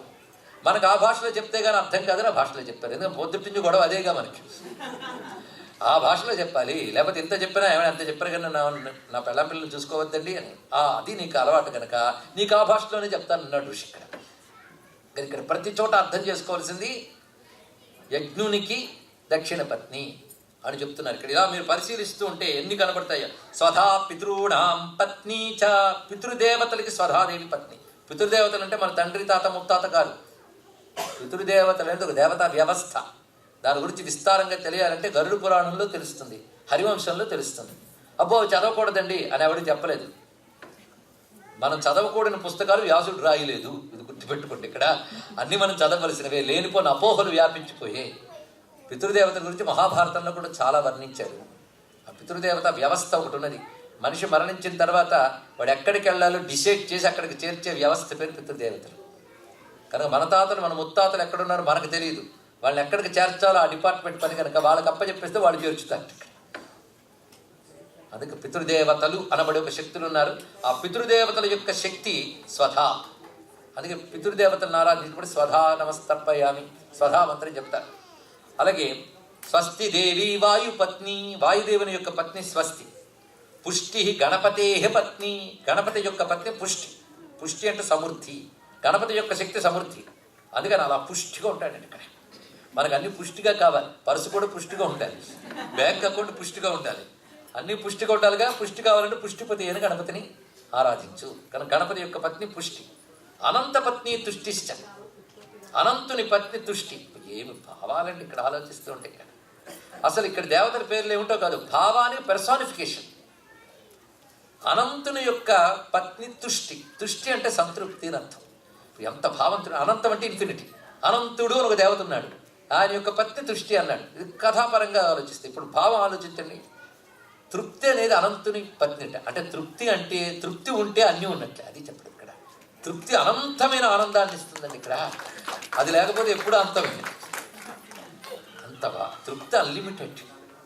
తృప్తి ఇచ్చే ఆనందం అన్లిమిటెడ్, ఇన్ఫినిటీ. ఎంత గొప్ప మాట ఇక్కడ. కనుక ఎప్పుడు తృప్తిగా ఉండగలగాలి. ఇక్కడ చాలా విషయం. మళ్ళీ రెండు అమ్మవారి పేర్లు అన్నారు, పుష్టిస్తుష్టిర్మతిర్ధృతి. ఇవన్నీ అమ్మవారి యొక్క విభూతులే, ప్రకృతి యొక్క అంశలే. ఈశాన పత్ని సంపత్తి, ఈశానుని యొక్క పత్ని సంపత్తి. ఈశానుడు అంటే అథారిటీ ఉన్నవాడు, ఆయన సంపద ఉండాలిగా, లేకపోతే అథారిటీ ఎక్కడొస్తుంది. ఈశాన పత్ని సంపత్తి. కపిల పత్ని ధృతి, కపిలాచార్యుడి యొక్క పత్ని ధృతి. మహర్షి కపిలాచార్య. ఋషికి కావలసిన ధృతే, నిలుకడ. ధృతి లేకపోతే సాధన ఎక్కడొస్తుందండి? 3 రోజులు సాధన చేస్తున్నాడు, మొదటి రోజు విసుగుచ్చి ఆపిస్తే ఏమిటది? నిలకడ కలిగి ఉండాలి, అది ధృతి అంటే. అలాగే సత్యపత్ని సతి, మోహుని పత్ని దయ. చాలా రహస్యాలు ఉన్నాయండి, వీటన్ని వ్యాఖ్యానిస్తుంటే చాలా చాలా ఉంటుంది ఇక్కడ. మోహము దయ. మోహము అంటే ఒక దాని యందు ప్రీతి, దానికి పత్ని దయ. ప్రీతి ఉంటే చాలు, దయ మొదలైనవన్నీ వస్తూ ఉంటాయి ఇక్కడ. ఆ భావం చక్కగా చూపించాడు. అలాగే పుణ్యపత్ని ప్రతిష్ఠ. పుణ్యుడి పత్ని ప్రతిష్ఠ. ప్రతిష్ఠ అంటే ఒక విధంగా పాపులారిటీ. ఒక మంచి పని చేస్తేనే ఆ మంచి పేరు నిలబడుతుంది కనుక పుణ్యపత్ని ప్రతిష్ఠ. అలాగే సుకర్మ పత్ని సంసిద్ధ. సుకర్ముడికి పత్ని సిద్ధి అన్నాడు ఇక్కడ. అంతే కదా, మంచి కర్మకి శక్తి ఏమిటి? సిద్ధే. అది చెప్పడు ఇక్కడ. క్రియాతు ఉద్యోగ పత్ని. ఉద్యోగిని పత్ని క్రియ. ఇక్కడ ఉద్యోగుడు డూ తీసేసాడు ఉద్యోగం. ఉద్యోగం అంటే ప్రయత్నం, ప్రయత్నానికి భార్య క్రియ అన్నాడు ఇక్కడ. అంటే ప్రయత్నం క్రియారూపంలో నీకు వచ్చినప్పుడే అది శక్తి కలిగిస్తుంది ఇక్కడ. కనుక ఎఫర్ట్ అండ్ వర్క్ ఆ రెండు చూపిస్తున్నాడు ఇక్కడ. Effort and action. కనుక ఎఫర్ట్ అనేటటువంటిది పురుషుడైతే యాక్షన్ అనేది శక్తిగా చూపిస్తున్నాడు. ఆ రెండింటికి కలిసి ఎఫర్ట్ అండ్ యాక్షన్ రెండు కలిస్తేనే కదా ఏదైనా జరుగుతుంది ఇక్కడ. అది చెప్పడం భార్యాభర్తలు గురించి చెప్పేటప్పుడు. దీన్ని బట్టి ఎఫర్ట్ అండ్ యాక్షన్ ఇండివిజువల్గా ఉన్నాయా చెప్పండి ఇక్కడ. ఆలోచించండి దయచేసి, అదే చెప్తున్నాను ఇక్కడ. దీన్ని బట్టి జగన్మాత ఎన్ని రకాలుగా వ్యాపించింది. మనలో ఒక ఉత్సాహం పుట్టిందంటే అమ్మవారు, మనలో ఒక ప్రయత్న శక్తి పుట్టిందంటే అమ్మవారు, దానితో క్రియ చేసావు అది అమ్మవారు. అది అమ్మవారు ఎలా అవుతారంటే అవి నువ్వు తెచ్చుకున్నావా? నీ నుంచి వచ్చిందంటే ఆ తల్లి అనుగ్రహం వల్ల నీలో వచ్చింది. భక్తుడు నాలో వచ్చింది ఆ తల్లి యొక్క అనుగ్రహం తెలుసుకుంటాడు, ధన్యుడు అవుతాడు. జగన్మాత తెలుసుకుంటాడు, వాడు ధరించగలడు ఎప్పటికైనా అక్కడ. కనుక క్రియాతు ఉద్యోగ పత్ని, అధర్మ పత్ని మిథ్యా. అధర్ముడి భార్య అబద్ధం, అసత్యం. ఇది బాగా తెలుస్తూనే ఉంది ఇక్కడ.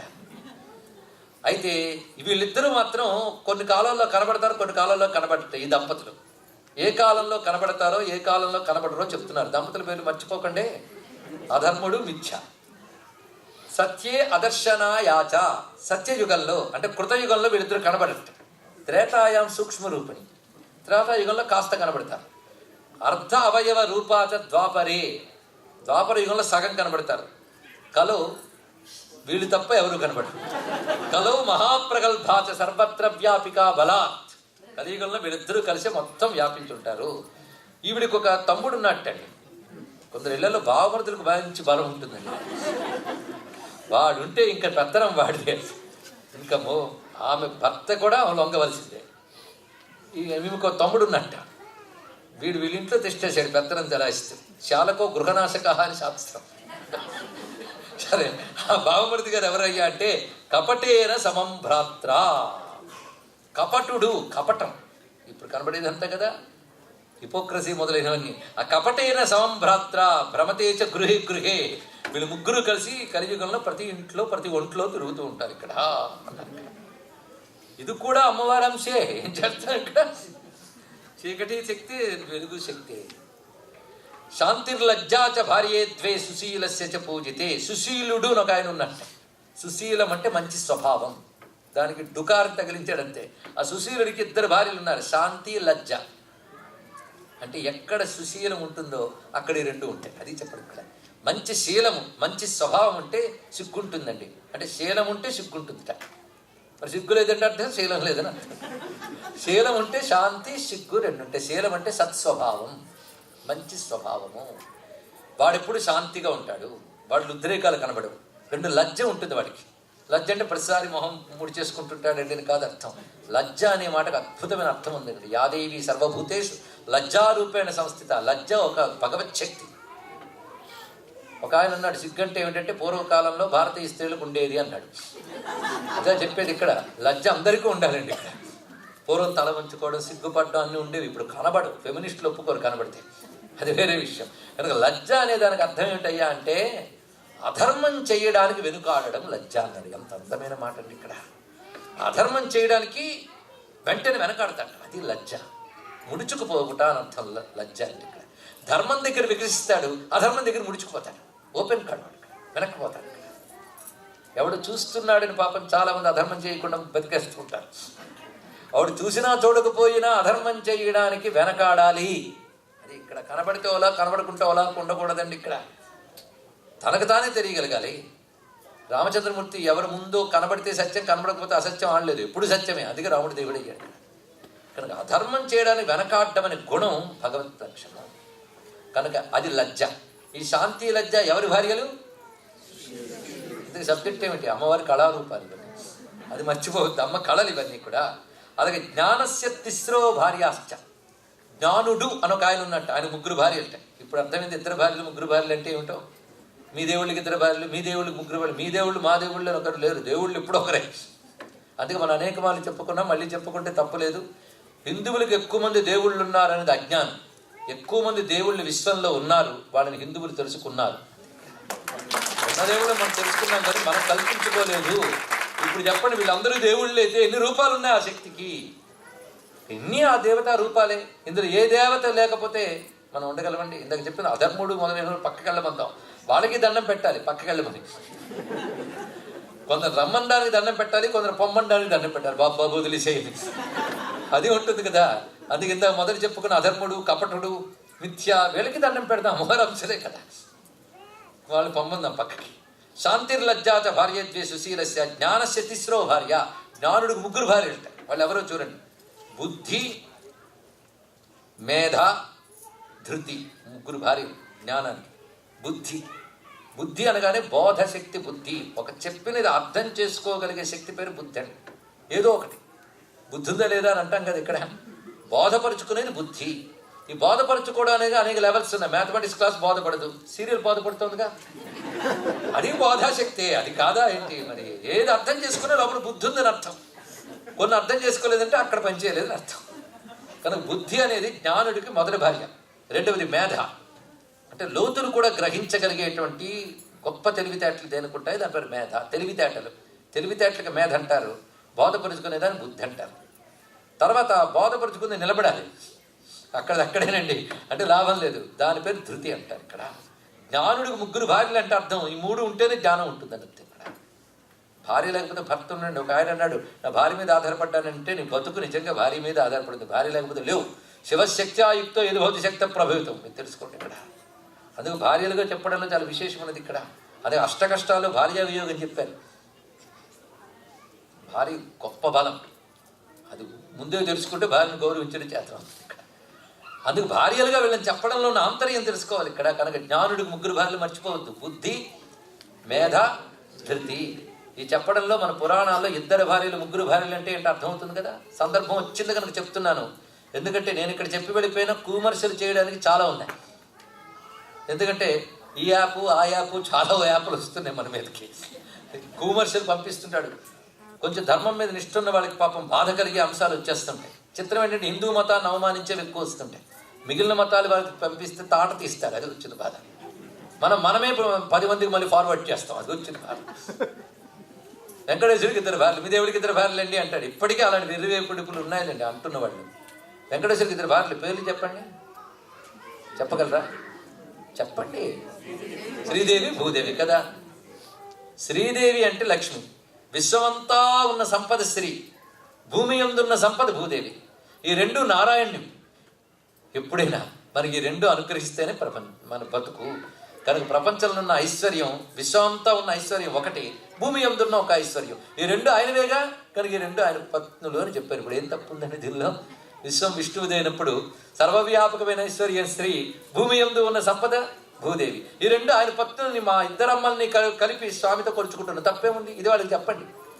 అంతేగాని మా దేవుడు అలా కాదండి అని వాళ్ళకి ఒకటే చెప్పాలి, మీకు దేవుడే లేడని చెప్పాలి. ఇక్కడ నేను అంటున్నది అబద్ధం కాదండి. ఏదో అవతరించాడో పుట్టాడో ఒక మహానుభావుడు, ఆయనకి నమస్కారం చేద్దాం. ఆయనకి సృష్టిని నిర్వహించేటువంటి శివ కేశవాది రూపములు కాస్మిక్ ఎనర్జీలు. వాళ్ళకు భూమి యందు పుట్టి కొంతకాలం ఉండి ఎవరి కోసమో రక్తము చిందించి వెళ్ళిపోయేటువంటి వాళ్ళతో అలా పోలుస్తామంటే ఇక్కడ అలా పుట్టిన వాళ్ళు వారు కారు కదా, కాస్మిక్ ఎనర్జీ. దాన్ని ఒక రూపంలో నువ్వు ఆరాధిస్తున్నావు అంటే ఇక్కడ ఏముంది? కానీ విష్ణు అంటే విశ్వవ్యాపకమైన శక్తి. ఆయన విశ్వవ్యాపకమైన శక్తి మనకి సమస్తంగా వ్యాపించిన ఐశ్వర్యంతోనూ భూమి యందున్న ఐశ్వర్యంతోనూ మనం రక్షిస్తుంది కనుక ఈ 2 పత్నులుగా చెప్పారు. ఇక్కడ ఏమున్నది? ఇక్కడ ఇలా ఒక్కొక్కటి మనం ఆలోచించగలిగితే మనకు స్పష్టంగా సమాధానం ఉంటుంది. అది చెయ్యాలి మనం ప్రధానంగా. ఇక్కడ నేను అన్నీ చెప్పకపోయినా కొంత సూచన ఇవ్వగలిగితే మీరు అన్నిటికీ అన్వయించుకోగలుగుతారు. ఒక వ్యూ మీకు ఇచ్చేస్తే ఆ వ్యూతో మీరు ఏవి చూసినా ఇంత గొప్పగా కనబడతాయి. అందుకే దయచేసి పురాణాలని నాలెడ్జ్గా దర్శించడం మొదలు పెట్టాలి, స్టడీ చేయాలి. అది ఇందులో చెప్తున్నటువంటి అంశం ఇక్కడ. అలాగే ధర్ముని పత్ని మూర్తి అన్నారు. ఇక్కడ మూర్తి అంటే ప్రకటింపబడుట అని అర్థం. ధర్మం ఊరికనే ఉంటే లాభం లేదు, చక్కగా ప్రకటనగా కనబడాలి ఇక్కడ. అది మూర్తి అంటే. ఈ ధర్ముని పత్ని మూర్తి. ఈ నిజానికి దేవతామూర్తులు కూడా ఉన్నారండి వీళ్ళకి. మన దగ్గర ఏ భావం కరువవుతుందో ఆ దేవతను ఉపాసన చేస్తే ఆ భావం వస్తుంది. ఇది తెలుసుకోవాల్సిన రహస్యం ఇక్కడ. మనం చెంబులో నీళ్ళు లేపితే మళ్ళీ చెరువుకెళ్ళి పట్టుకోవట్లే, అలా ఇందులో చెప్పిన దేవతను ఉపాసన చేస్తే ఆ ఎనర్జీ మనకు కనెక్ట్ అవుతుంది. అది తెలుసుకోవాల్సింది ఇక్కడ. కనుక ఆ దేవతను మనం ఇక్కడ ఉపాసన చేస్తున్నాం. ధర్ముడి పత్ని మూర్తి. వీళ్ళిద్దరి యొక్క సంతానమే నరనారాయణ మహర్షులు. సందర్భం వచ్చింది కనుక చెప్పుకుంటున్నాం. అలాగే కాలాగ్ని రుద్రుడి పత్ని నిద్ర. ఆవిడ సిద్ధయోగి. నిద్ర ఒక దైవండి. దీని గురించి గొప్పగా చెప్పాలి. అందుకే మేము పురాణాలు వింటున్నప్పుడు నిద్రపోతామండి అని చెప్పదు. నిద్ర అవసరమే, కానీ నిద్ర అనేది చాలా గొప్ప విషయం. దాని గురించి చాలా కాన్సెప్ట్ ఉంది. నిద్ర చాలా గొప్ప తల్లి. యాదేవి సర్వభూతేషు నిద్ర రూపేణ సంస్థిత. ఈ నిద్ర యోగ నిద్ర, మోహ నిద్ర, మహానిద్ర, బోధ నిద్ర, ఇలాంటి చాలా పేర్లు ఉన్నాయి. మోద నిద్ర, ఇవన్నీ కూడా. కాలాగ్ని రుద్రుని యొక్క పత్ని నిద్రాదేవి. అదే కాలునికి 3 భార్యలు ఉన్నారు. ఆ 3 భార్యలు సంధ్యా, రాత్రి, దినానిచ. పగలు, రాత్రి, సంధ్య అనేది కాలుడి భార్యలు. ఇప్పుడు కాలుడు తీసేస్తే కాలంలో 3 ప్రధానమైన భాగమని అర్థమైపోతుంది కదా ఇక్కడ. అలాగే లోభుడి భార్యలు క్షుత్తు, పిపాస. చాలా బాగుంది ఇక్కడ. క్షుత్ పిపాసలు అవసరమే. లోభుడి భార్యలు, ఎందుకంటే పీనాసు వాడికి ఆకలి ఎక్కువ, దాహం ఎక్కువ, వాడికి ఉన్నది చాలు, ఇంకా తిందామని ఇంకా అది చెప్పే భావం ఎంత బాగున్నదండి ఇక్కడ. అదేవిధంగా అగ్నికి 2 భార్యలు, ప్రభా, దాహిక, అంటే వెలుగు, వేడి. ఎంత గొప్పగా చెప్పాడంటే ఇక్కడ. ఇలా చాలా చాలా చెప్పాడు. వైరాగ్యానికి 2 భార్యలు అన్నారు. శ్రద్ధ, భక్తి. ఇంత విశేషం ఇక్కడ. శ్రద్ధ అంటే ఇందాక మనం చెప్పుకున్నాం, శాస్త్ర విషయాన్ని విశ్వసించాడు. నాకు శివుడు అంటే భక్తి అన్నాడు ఒక ఆయన, నాకు విష్ణువు అంటే భక్తి అన్నాడు ఒక ఆయన. విష్ణువు కనపడ్డాడే పెట్టాడా? కాదయ్యా, విష్ణువు గురించి శాస్త్రం చెప్పింది, ఆయన విశ్వసించి అందరూ బాగుపడ్డారు, అందుకు నేను విశ్వసించాను. ఇది శ్రద్ధ. అది ఉండాలి అంటే వాడి వైరాగ్యం ఉండాలి ఇక్కడ. వైరాగ్యం అంటే ప్రాపంచిక విషయాలపై వెంపర్లాట తగ్గాలి కొంత కొంత. చెడు వరకు అదే మిగలదే, నువ్వే మిగలవు. కనుక వైరాగ్యం ఉండాలి, శ్రద్ధ ఉండాలి. ఈ శ్రద్ధ వచ్చినప్పుడు ప్రేమ పెరుగుతుంది. శ్రద్ధ ఉన్న చోటే ప్రేమ ఉంటుంది. శ్రద్ధకి నమ్మకం అని పేరు పెట్టుకున్నాం. శాస్త్రాన్ని నమ్మితే శ్రద్ధ, తోచింది నమ్మితే విశ్వాసం. శాస్త్రం చెప్పింది నమ్మేవు, అది శ్రద్ధ. శ్రద్ధ ఉంటే ప్రేమ ఉంటుంది. పరమాత్మ ఎటువంటి గొప్పవాడో పురాణం వర్ణించింది. అటువంటిప్పుడు ఆయన మీద నమ్మకం పెట్టావు, ఆయన మీద ప్రేమ పెరుగుతుంది. కనుక శ్రద్ధ, భక్తి.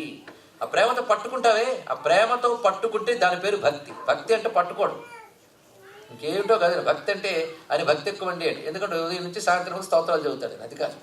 భక్తి అంటే పట్టుకోవడం, భగవంతుని పట్టుకోగలగాలి. ఎలా పట్టుకోవాలి? ప్రేమతో పట్టుకోవాలి. దానికి ప్రధానం శ్రద్ధ. కనుక శ్రద్ధ, భక్తి వైరాగ్యానికి పత్నులు. అసలు పత్ని పతి దగ్గర ఉంటేనే శోభాశక్తి. అలాగే వైరాగ్యంతో కూడిన శ్రద్ధాభక్తులే మనల్ని తరింపజేస్తాయని చెప్పండి ఇక్కడ. దాని చాలా గొప్ప విషయం అండి ఇక్కడ.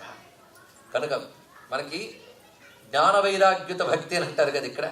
అందుకే శ్రద్ధ, భక్తి, వైరాగ్యం, ఈ 3 చెప్తున్నారు ఇక్కడ. ఇంకా అనేక రకాలను చెప్తున్నారు ఇక్కడ. దేవమాత అదితీదేవి కూడా అమ్మవారి కళారూపమే. అలాగే సురభి, గవాం ప్రసు, సురభీదేవి. సురభి అనగా కామధేనువు.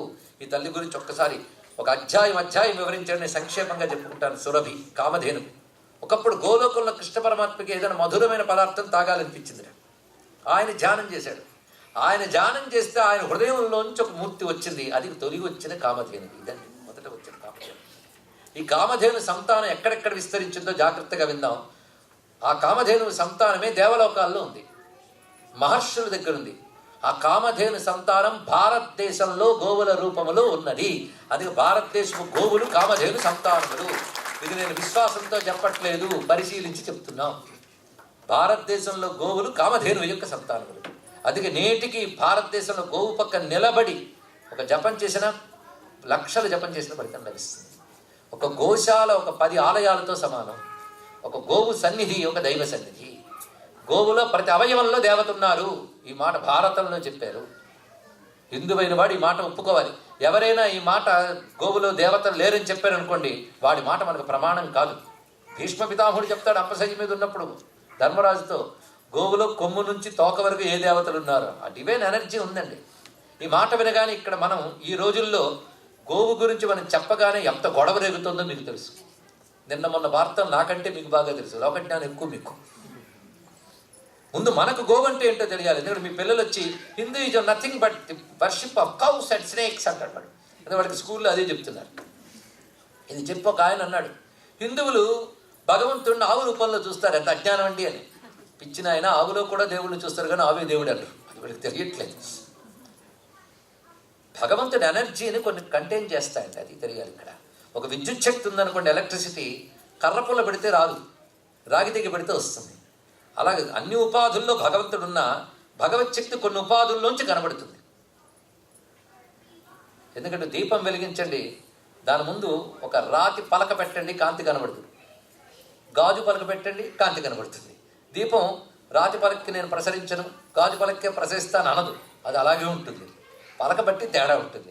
అలా కొన్ని ఉపాధులు పలకలు లాంటివి, లోపల ఉన్న దైవకాంతి వాటి నుంచి బయటకు రాదు. కొన్ని ఉపాధులు అర్థం లాంటివి, వాటిలోంచి దైవశక్తి బయటకు వస్తుంది. ఇది ఆలోచించగలిగిన అంశం ఇక్కడ. అలాగే దైవశక్తిని మన వైపు ప్రసరింపగలిగే ఉపాధులు కొన్ని ఉంటాయి. అవి వృక్షాల్లో ఉంటాయి, రాళ్లల్లో ఉంటాయి, మనుష్యుల్లో ఉంటాయి. అవి పట్టుకోగలగాలి. ఇక్కడ జంతువుల్లో ఉంటాయి.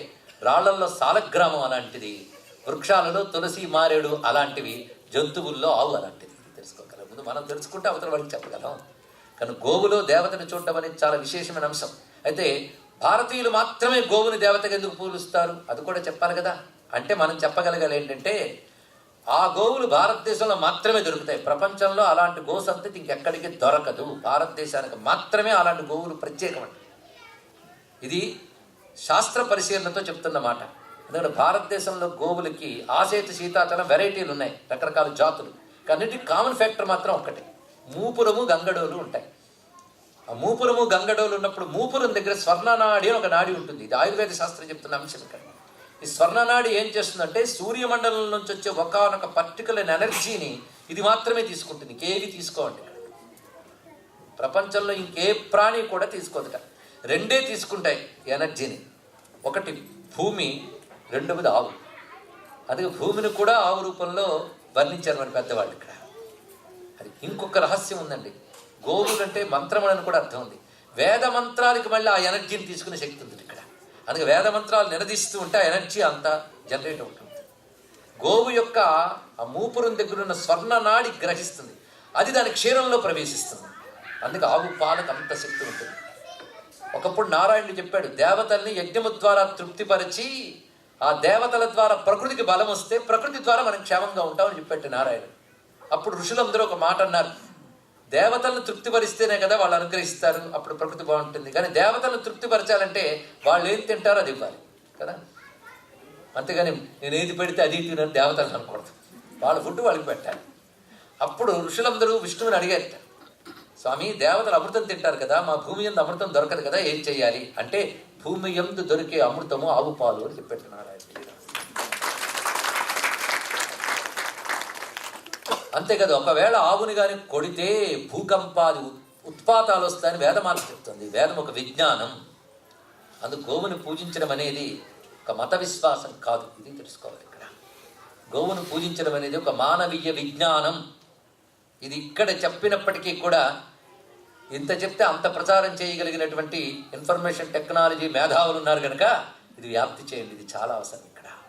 మతపరమైన విజ్ఞానం కాదు. భారతీయులకు లక్షణం ఉందండి, ఏది మేలు చేస్తే దాన్ని దైవంగా పూజించడం వాళ్ళ లక్షణం. సూర్యుడిని కూడా వాళ్ళు దేవతగా పూజిస్తారు. కానీ హిందువులు సూర్యుడిని పూజిస్తారు కనుక ఇక్కడ నుంచి మేము సూర్యుడిని చూడము, సూర్యుడు కనబడనివ్వము అని తిరిగితే వాళ్ళ అజ్ఞానులు అంటారా లేదా. ఇక్కడ హిందువులు ఆవును పూజిస్తారు కానీ ఆవును చంపుతామని దుర్మార్గులు బయలుదేరారు. కానీ వాళ్ళ మత గ్రంథాల్లో ఎక్కడ ఆవుని చంపమని లేదు. కేవలం హిందువుల్ని మనోభావాలు దెబ్బతీయడం కోసం, హింసించడం కోసం వాళ్ళు పాలించేటప్పుడు హింస చేశారు. దురదృష్టవశాత్తు 1947లో దేశం విభజింపబడిన తర్వాత దేశం మీద భక్తి లేని, గౌరవం లేని పాలకులు వచ్చారు. వాళ్ళు మొత్తం భారతీయతను కాల రాశారు, దశాబ్దాల కాలం. ఇప్పటికైనా మనం మేలుకోగలిగి మనదైన నాగరికతను మనం కాపాడుకోగలగాలి. ఎందుకంటే మనం అమెరికాలో జీవిస్తున్న భారతీయ హృదయం ఉన్నటువంటి వాళ్ళం. మీరు తలంచుకుంటే మీ విజ్ఞానంతో, మీ వాక్కులతో, మీ ప్రచారంతో వ్యాప్తి చేయగలరు. అది ఇక్కడి నుంచి వచ్చే మాటలు అక్కడ జాగ్రత్తగా వింటారు కూడా. గోరక్షణ కోసం అయితే మీరెవరు వినకపోయినా గోవిందుడు వింటాడు నా మాటలు. కోడిని విని భారతదేశంలో గోవుని రక్షిస్తాడు. మనందరం గోవిందా గోవిందా అంటున్నాం కానీ గోవిందా అని ఆలోచించట్లేదు. ఇక్కడ గోవు ఉనికికి ఆఖరికి దుర్మార్గంగా కొన్ని కవేళాలు ఒక 3,000 కేటాయిస్తే 36,000 అక్రమ కవేళాలలో కొన్ని లక్షల గోవులు సమర్పబడుతున్న భయంకరంగా భారత. ప్రపంచం మొత్తం మీద స్లాటర్ హౌసెస్ ఎక్కువ ఉన్నది. అనేక దేశాలకు గోమాంసాన్ని పంపిస్తున్నది భారతదేశం. ఇది బాధపడవలసిన అంశం అంటే ఇక్కడ. దాన్ని రక్షించుకోవడానికి ముందుకు వస్తే దానికి ఉద్యమాలు చేసేవాళ్ళు అసలు దేశంలో బ్రతకడానికి కూడా అర్హుతుందో ఆలోచించండి. ఇక్కడ ఎలాంటి పాపాలు చేస్తున్నాం మనం. ఇక్కడ భారతదేశానికి మాత్రమే స్పెషల్ ఆ జాతి, తన దేశానికి మాత్రమే ప్రత్యేకమైనటువంటి ఒక జంతువుని కాపాడుకోవడం దేశం యొక్క బాధ్యత. భారతదేశానికి మాత్రమే ప్రత్యేకమైన గోజాతిని కాపాడుకోవడం భారతీయ కర్తవ్యం. స్వతంత్రం వస్తే మొదటి సంతకం గోవధ నిషేధం మీదే చేస్తానన్నాడు మహాత్మా గాంధీ. ఆ వాళ్ళ పేర్లు పెట్టుకునే భారతదేశాన్ని, భారతీయతని ధ్వంసం చేశారు. మనకు తెలిసి ఆలోచించుకోండి. ఇక్కడ అందరు మహాత్ములు క్షోభిస్తారో గోవధ నిషేధించకపోతే. కనుక గోవధ సంపూర్ణంగా నిషేధింపబడాలి. నేపాల్లో లాగా గోవు భారతీయ జాతీయ జంతువుగా ప్రకటింపబడాలి అని మనం పరమాత్మకి ప్రార్థన చేస్తున్నాం. సందేహం లేదు, కామధేను సంతానం భారతీయ ధేనువులు. అందుకే ఆ ధేను సంతతిని మనం ఆశ్రయిస్తే భారతదేశం కామధేనువులు కల్పవృక్షాలు ఉంటే ఎంత అభివృద్ధి సాధిస్తుందో అంత అభివృద్ధి సాధిస్తుందో అందులో సందేహం లేదు. గో ఆధారితమైనటువంటి వ్యవసాయం వల్ల ఆరోగ్యకరమైనటువంటి ఆహారాన్ని పొందవచ్చు అని ప్రపంచ దేశాలన్నీ అంగీకరించాయి. పంచగవ్యాలు చికిత్సలు భయంకరమైన క్యాన్సర్ లాంటి వ్యాధులను కూడా పోగొడుతున్నాయి. చాలామందికి తెలుసు అనుభవంతో. వాటిని ప్రోత్సహించాలండి. ఇక్కడ వాటి వల్ల ఆరోగ్యకరమైన తిండి తింటున్నాం. ఆర్గానిక్ ప్రోడక్ట్స్ అన్ని చేసి విదేశాలకు పంపిస్తారు. ప్రాణాంతకమైన ఎరువులతో పండిన పంటలు భారతీయ తినిపిస్తారు. భారతీయ వ్యవస్థ అది దారుణమైన స్థితిలో ఉన్నాం.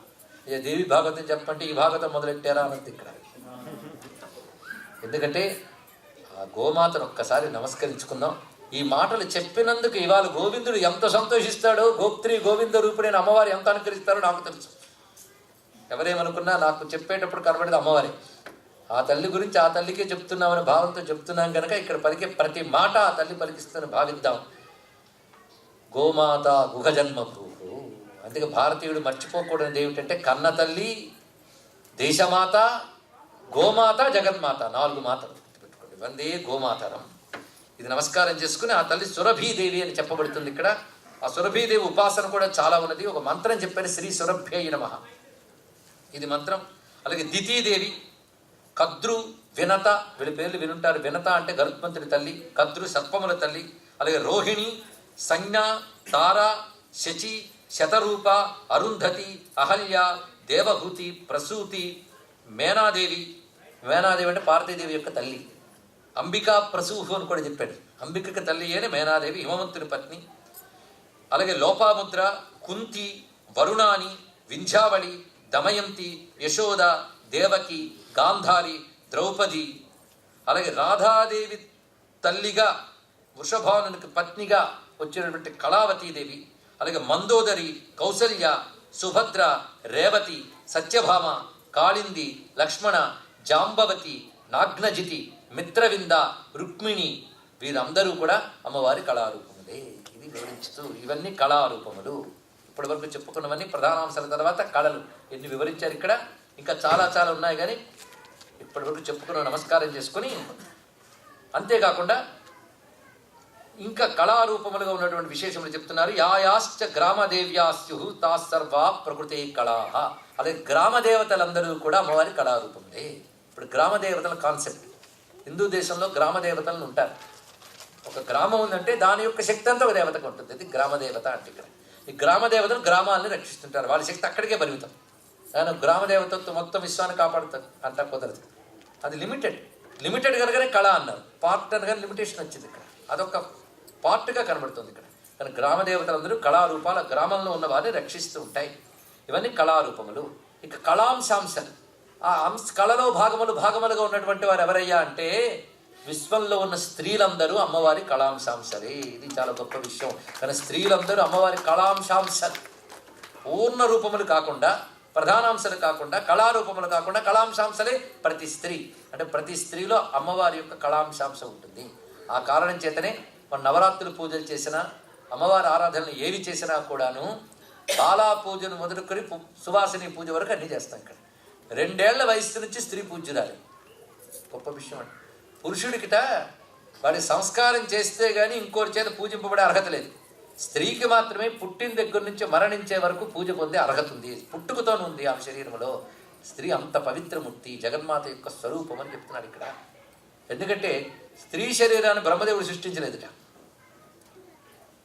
శివుని ధ్యానిస్తే అర్ధనారీశ్వర స్వరూపంలో ప్రత్యక్షమయ్యాడు ఆయన. నువ్వు మగరాయుడు నువ్వేం చేస్తావులే, స్త్రీ రూపాలు సృష్టించేదంతా మావిడి చూసుకుంటుంది అన్నాడు. అప్పుడు అమ్మవారి ద్వారానే స్త్రీ శరీరాలు ఉత్పన్నమయ్యాయి. జీవులు వేరండి. ఇవాళ స్త్రీ శరీరంలో ఉండొచ్చు, రేపు పురుష శరీరంలో జీవుడు ఉండొచ్చు. ఇవాళ పురుషులం అయ్యామంటే గత జన్మలో ఎవరమో, తర్వాత జన్మలో ఎవరో. అలాగే స్త్రీ కూడా అంతే. ఇప్పుడు స్త్రీ గత జన్మలో పురుషుడేమో, తర్వాత జన్మలో పురుషుడేమో, మనకేం తెలుసు? కానీ శరీరాల నిర్మాణం వేరు, జీవుడు వేరు. శరీరాలు జీవుడు పుణ్య విశేషం బట్టి తయారవుతాయి. ఆయా దేవత శక్తుల్ని శరీరంలో పెట్టి పంపిస్తాడు భగవంతుడు. కానీ స్త్రీ శరీరంలో ఉన్నటువంటి శక్తి అమ్మవారి యొక్క శక్తి. అందులో ఉన్న జీవుడు వాడు పాపపుణ్యాలు వాడుకుంటూ ఉంటాయి, కానీ శరీరంలో ఉన్న శక్తి మాత్రం అమ్మవారి శక్తి. అందుకే జగత్తుని ప్రసవించింది ఆ జగన్మాత, సంతానాన్ని ప్రసవించగలుగుతోంది మాత. ఆ శక్తి ఉంది కనుకనే. కనుక స్త్రీలని ఎప్పుడు అవమానించరాదు. అమ్మవారి అనుగ్రహం కావాలనుకున్న వాళ్ళు పొరపాటును కూడా స్త్రీని పరుషంగా మాట్లాడడం కానీ, అవాచ్యంగా మాట్లాడడం కానీ, స్త్రీపై కోపగించుకోవడం కానీ చెయ్యరాదు. ఇది చాలా ప్రధానమైన అంశము. లేదా అమ్మవారిని ఆరాధించడం మానేయాలి. అది మానేస్తే బ్రతికి ఉండదు. స్త్రీని గౌరవించాలి బాలదశ నుంచి మరణం వరకు. మరి పూర్వ సువాసినులు అయితే ఉంటారో వాళ్ళని అవమానిస్తారని అవమానించకూడదు, వాళ్ళని కూడా అవమానించరాదు. ఎందుకంటే బాలను ఎలా పూజిస్తారు, సువాసిని అలా పూజించరు. ఆ పద్ధతి అంతే. అలాగే సువాసిని పూజించినట్లు పూర్వ సువాసిని పూజించకపోవచ్చు, కానీ వాళ్ళ పద్ధతులు వాళ్ళని గౌరవించాలి. కానీ వాళ్ళని చూస్తే పాపమని, వాళ్ళ మొహం చూడకూడదు, నేను మాటలు అనరాదు. వాళ్ళు కూడా గంగా భాగీరథి సమానులుగా గౌరవిస్తుంది భారతీయ సంస్కృతి. మర్చిపోతుంది ఇక్కడ. ప్రతి దానిలో స్త్రీమూర్తులందరూ కూడా అమ్మవారి కళాంశాంశాలుగా తెలుసుకో అని చెప్తున్నాడు ఇక్కడ. త్వత్కళా సర్వయూష్ట అంటాడు ఇంద్రుడు అమ్మవారిని స్తుతిస్తే ఇక్కడ. కనుక అమ్మవారి కళాంశాంశాలే స్త్రీలను తెలుసుకో. అయితే మరి స్త్రీలలో కూడా దుర్మార్గులు ఉన్నారు కదండి, పాపాత్ములు ఉన్నారు కదా అంటే దాని గురించి గొప్పగా చెప్తున్నాడు. అమ్మవారు 3 రూపాలు కదా, సత్వరజస్తమో గుణాలతో ఉంటుంది కదా. కనుక ఆ జీవుడి యొక్క సంస్కారం బట్టి కొన్ని శరీరాల్లో స్త్రీ శక్తి సత్వగుణంతో ఉంటుంది, కొన్ని శరీరాల్లో రజోగుణం, కొన్ని శరీరాల్లో తమోగుణం. సత్వగుణం ఉన్న స్త్రీలు ఎలా ఉంటారు అది చెప్తున్నాడు. సుశీలాశ్చ పతివ్రతా, మంచి స్వభావం కలవారి, సౌమ్యులై, ఆచారవంతులై, పతివ్రతలై ఉంటారు. వీళ్ళు సత్వగుణంతో ఉన్నటువంటి వారు. ఇక మధ్యములు ఎలా ఉంటారు? వాళ్ళు రజోగుణంతో కూడి ఉంటారు. వాళ్ళు ఎప్పుడు భోగలాలసతో ఎక్కువ ఉంటారు. అంటే ఎక్కువ అలంకారాలు, సుఖాలు, భోగాలు, ఆడంబరాలు ఇవన్నీ రజోగుణం కలిగిన వారిలో ఉంటాయి. తమోగుణం కలిగిన వారు ఎలా ఉంటారంటే దుర్ముఖాహ, మొహం ఎప్పుడు చిటపట్లాడించుకుంటూ దుమదమలాడుతూ, కలహాహ, పలకరిస్తే చాలు కసిరి కొట్టి దెబ్బలాడుతూ దిగుతూ ఉంటారు. ధూర్తాహ, మూర్ఖులై ప్రవర్తిస్తారు. పైగా వాడిని ఎవడు కంట్రోల్ చేయలేట్. స్వతంత్రాహ, కలహప్రియ, కొందరు ప్రపంచాన్ని కూడా శాసిస్తారు కానీ ఇంటి దగ్గరికి వస్తే ప్రమాదం. అలాగ వాడిని కూడా చేయనివ్వకుండా చేసే శక్తి, స్వతంత్రత అనేది తమోగుణ స్త్రీల వద్ద ఉంటుంది. కలహప్రియా, వాళ్ళకి దెబ్బలాట్లంటే చాలా ఇష్టం, ప్రశాంతంగా గడిచిపోతుంటే తోచదు. ఇవి తమోగుణం ఉన్న వాళ్ళలో ఉంటాయి. అలాగే పృథివ్యాం కులటాయాశ్చ స్వర్గేచ అప్సరస, అప్సరసలు స్వర్గలోకంలో భూమి యందు వేశ్యాదులు కూడా తమోగుణంతో కలిగినటువంటి వారే అని చెప్పాడు ఇక్కడ. అయితే వీళ్ళు అందరినీ అమ్మవారిని చూసి నమస్కరించే అంతే, వారి బాధ నీకు లేకుండా ఉంటుంది. ఇది గొప్ప మాట చెప్పాడు ఇక్కడ. అందుకే స్త్రీ ఒకవేళ కానీ బాధ పెడితే నా ప్రారంభం ఇలా ఉందని భరించు అన్నాడు అంతే ఇక్కడ. అదే పురుషుడు కానీ స్త్రీని ఏడిపిస్తే నరకాదులకు పోతాడు. వాడికి ఎన్ని శాపాలు పెట్టిందండి. గట్టిగా ఆలోచిస్తే ఈ ఋషులందరూ ఫెమినిస్టులు అనిపిస్తున్నారు. ఎన్ని సదుపాయాలు ఇచ్చాడు ఇక్కడ. పురుషుడు చేసిన యజ్ఞయాగాలు స్త్రీ చెయ్యక్కర్లేదు. ఏదో కాస్త దీపం పెట్టుకుని అమ్మవారిని ప్రార్థన చేస్తే చాలు, తరించిపోతుంది. కేవలం గృహకార్యాలతోనే ముక్తి పొందే అవకాశం ఉంది ఆమెకి. నేను గృహకార్యాలతో ముక్తి పొందుతానంటే పురుషుడికి తగ్గదు. ఎన్ని చెప్పారు నియమాలు చూడండి ఇక్కడ.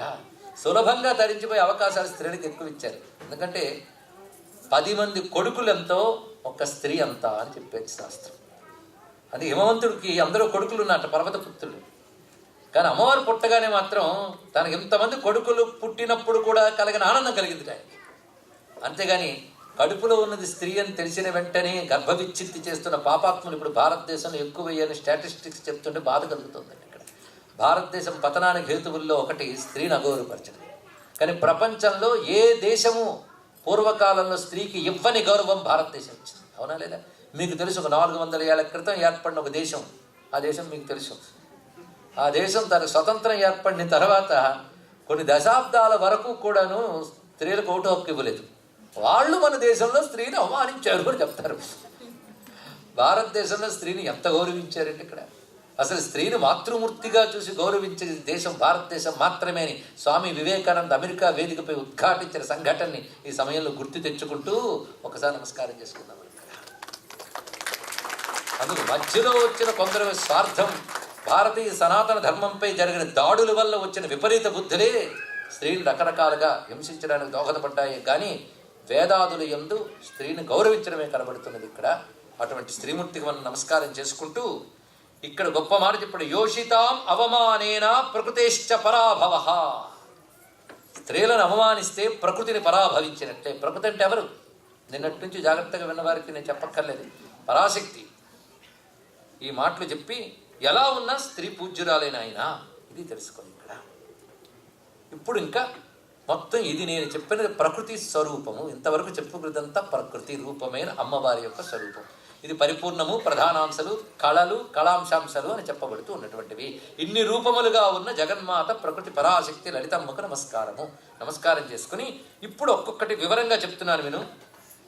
ఇందులో దుర్గాదేవిని ఆరాధించిన వాళ్ళు అనేక మంది దేవతలు ఉన్నారు. ఇది లోకమయందు దుర్గారాధన వ్యాప్తి చేసిన వారిలో సురధుడు అనేటువంటి చక్రవర్తి ప్రధానం. ఏ దేవత ఉపాసన ఎవరి వల్ల వ్యాపించిందో చెప్తున్నాడు ఇక్కడ. వల్ల ఇక్కడ దాకా మన దాకా వచ్చిందంటే తెచ్చిన వాళ్ళు ఎవరు? దుర్గాదేవి ఆరాధన పద్ధతి మనకి ఎలా వచ్చింది? సరస్వతి పూజా విధానం ఎలా వచ్చింది? ఎవరు మొదలు చేశారో తెలుసుకోవాలి కదా. అది కృతజ్ఞత, వాళ్ళ వల్లే మన దాకా వచ్చింది కనుక దుర్గను ఆరాధించిన వారిలో, భూమి యందు దీని ఆరాధన వ్యాప్తి చేసిన వారిలో సురధుడు ఆదౌ. ఆది యందు సురధుడు. ఈ సురధుడు కదే చండీ సప్తశతిలో విస్తారంగా చెప్పబడుతుంది. అది వేరే భాగం, దేవీ మహాత్మ్యం. కొంతమంది ఇక్కడ దేవీ భాగవతం, దేవీ మహాత్మ్యం రెండు కనబడుతున్నాయండి ఏమిటని అడిగాను. అందుకు చెప్తున్నా, దేవీ మహాత్మ్యం వేరు, దేవీ భాగవతం వేరు. దేవీ మహాత్మ్యం చండీ సప్తశతి. దేవీ భాగవతం పేరుతో ఇక్కడ జయరాం గారు సీడీలు తెప్పించారు. ఇవి కాశీక్షేత్రంలో 9 రోజుల పాటు రోజుకు 2 గంటలు చెప్పున్న, 2.5 గంటలు చెప్పున్న చెప్పిన దేవి భాగవత ప్రవచనం విస్తారంగా అందులో కనబడతాయి. ఇక్కడ మనం సంక్షేపంగా చెప్పుకున్నా విస్తారంగా వినవచ్చు. సీడీ ఉంది కదా ఇక్కడికి ఎందుకు రావడం అనుకోవచ్చు. సీడీ శబ్దాన్ని వినిపిస్తుంది, ప్రత్యక్షంగా వింటే ప్రాణశక్తి లభిస్తుంది. అది రెండింటికి అది తేడా అండి. ఇక్కడ విశేషంగా ఇక్కడ చూపిస్తున్నాడు, సురధుడు పూజించాడు. సురధుడు ఒక చక్రవర్తి, మహానుభావుడు. తరతరాలుగా వాళ్ళ తండ్రులు తాతలు కూడా నిరాఘాటంగా రాజ్యపాలన చేశారు. కానీ తన హయాములో ఆయన శత్రువుడి చేత ఓడింపబడ్డాడు. అది బలహీనత వల్లే కాదు, దురదృష్టం వల్ల కూడా ఏర్పడుతుంది. ఎందుకంటే జయాపజయాలు బలాల మీద కంటే అదృష్టాల మీద ఎక్కువ ఆధారపడి ఉంటాయి ఇక్కడ. ఆ సమయంలో ఆయన పారిపోయి ఒక ఋషిని ఆశ్రయించి అక్కడ ఉపదేశం పొంది అమ్మవారిని ఉపాసన చేస్తాడు. అతడితో పాటు సమాధి అని ఒక వైశ్యుడు, ఒక వ్యాపారి కూడా కలిసి, అతడు వ్యాపారం అంతా బాగా అభివృద్ధిలోకి తెచ్చాక ముసలివాడైపోయాక పిల్లలందరూ కలిసి ఉద్వాసం చెప్తారు ఆయనకి. అది ఏనాటి కదో ఇప్పుడు జరుగుతున్నట్టు ఉంటుందంట. ఎందుకంటే ఇంకా సంపాదించడం పనికిరాడనగానే అతన్ని ఉడాయింపు విభాగం వైపు పంపించారు. అతను కూడా అడవిలోకి వచ్చాడు. వాళ్ళిద్దరూ కలిసి గురువుని ఆశ్రయించారు, సుమేధ అనే గురువుని. అప్పుడు సుమేధ వారికి అభయం ఇచ్చి అమ్మవారి ఆరాధన పద్ధతి చూపిస్తాడు. నాయన, నీకు తెలుస్తున్నది, పిల్లలు నిన్ను తరిమి కొట్టినా మోహం వదులుకోలేకపోతున్నా. తెలుస్తూనే ఉంది, వాళ్ళు నన్ను శత్రువుగా చూస్తున్నారు, అయినా ఇంకా వాళ్ళ గురించి ఆలోచిస్తున్నావు. అంటే మోహం తెలిసిన వదులుకోలేకపోతున్నామంటే దాని పేరు మాయ. అది తొలగించాలంటే ఆ మహామాయను ఆశ్రయించు. ఆ తల్లి మోహ రూపంలో ప్రపంచాన్ని నడుపుతోంది. తల్లిదండ్రులకు పిల్లల మీద మోహం లేకపోతే వాళ్ళ బతుకులు ఉండవు. అంతేగాని అమ్మ నీకు కొడుకు పుట్టాడమ్మా అన్నట్ట, ఎవరి కొడుకు ఎవరికి ఏమవుతాడు అని ఆ తల్లి ఉందనుకోండి, పిల్లవాడు బతుకేమవుతుంది ఇక్కడ. కనుక తప్పకుండా తల్లిదండ్రులకు మోహం పెట్టింది ఆవిడ, పెట్టకపోతే పిల్లాడు కాపాడబడ్డాడు. అందుకే గురువు చెప్తాడు ఒక మాట, నీకే కాదయ్యా అక్కడ చూడన్నాడు. గూట్లో ఒక తల్లి పక్షి పిల్ల పక్షులు తిండి పెడుతుంటుంది. ఇప్పుడు చెప్పు, దాని బతుకు నీ బతుకు తేడా ఏంటి? అది గూట్లో పెట్టింది, నువ్వు ఇంట్లో పెడతావు అంతే. ఇక్కడ మనం ఎదిగాం తిన నుండి తినడం దాకా అంతే. అప్పుడు పీక్కుతున్నాం, ఇప్పుడు పట్టించుకు తింటున్నాం. అంతేగాని ఏమి ఎదిగాం? కానీ నేను తింటున్నాను, నేను సంపాదించాను, బిల్డింగులు కట్టుకున్నాను అంటే అవేవీ లేకుండా నీకంటే హ్యాపీగా ఉన్నానంటే ఈ పందులు. తెలుసా? ఇంద్రియాలు సుఖపెడుతూ జీవించడం ఉన్నదే అది గొప్ప జీవితం కాదు. ఇంద్రియాతీతమైన సత్యాన్ని తెలుసుకో. ఆ ఇంద్రియాలు ఎంత చెప్పినా సత్యం తెలియట్లేదని దాని పేరు మోహం అంటారు నాయన. అది ఎంత అవసరమో అంత ప్రమాదకారి. పిల్లల్ని పోషించడం కోసం మోహం పెట్టింది తల్లి, నిజమే. కనుక స్త్రీలో అంతవరకు పిల్లలు అంటేనే చూస్తే జుగుప్సపడే స్త్రీకి తనకు పిల్లలు పుట్టగానే ప్రేమ వచ్చేస్తుంది. ఎక్కడి నుంచి వచ్చిందో అదే అమ్మవారు, అదే ప్రకృతి, నేచర్. అందులోంచి వస్తుంది ఆ మోహరూపమైన శక్తి, అది పెంచి పోషిస్తుంది. కానీ వాళ్ళు ఎదిగిపోయి ఇంక నువ్వు అక్కర్లేదని ఇంకా వాళ్ళ గురించి మోహం. అక్కడెక్కడో కూర్చుని స్కైప్లో మనవాడు కనబడతాడేమో అని అక్కడ అలా కూర్చుని పాపం వాడి నా గురించి అంత బెంగపడుతున్నాడో. ఏమీ బెంగపడట్లే, వాడు బతుకుతున్నాడు. ఈవిడే తెగ చింతన చేసి బాధపడుతుంది, దాని పేరు మోహం. కానీ మోహం ఎలా ఉండాలంటే నెక్ టై ఇలా ఉండాలి. ఎందుకంటే గట్టిగా బిగిస్తే నెక్ ఉండదు, లూజ్ చేస్తే టై ఉండదు కనుక మోహం కూడా ఎంత ఉండాలో అంత ఉండాలి, మరి ఎక్కువ ఉంటే మహాప్రమాదం. ఇక్కడ ఆ మోహరూప నియంత్రణ నీ చేతిలో లేదు. ఒక్కసారి మనకు తెలుస్తుంది ఇది సిల్లి అండి, సిల్లి అని. అది ఏంటయ్యా సిల్లిగా దాని గురించి బాధపడతాడు, వాడికి వస్తే తెలుస్తుంది. అన్నీ సిల్లివే. అందుకు తెలివి అనేది ఒకటి కావాలి, అది విద్య. అది తెలియలేకుంటే అవిద్య.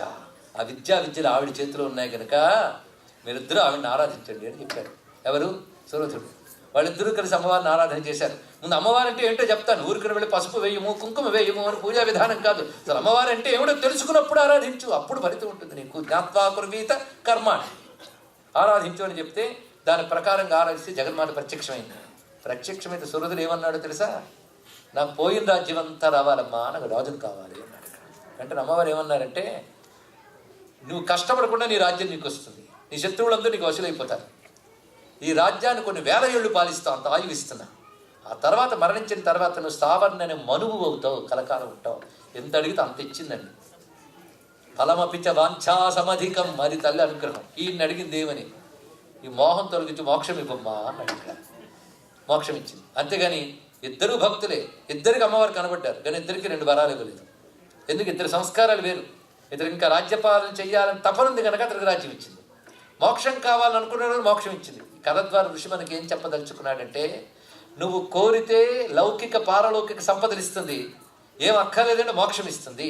ఇహమైన పరమైన భోగమైన మోక్షమైన ఇవ్వగలిగే శక్తి అమ్మవారికి ఉంది అని చెప్పడం జరిగింది. ఆ సురథుడు ఉపాసించిన దేవి దుర్గా.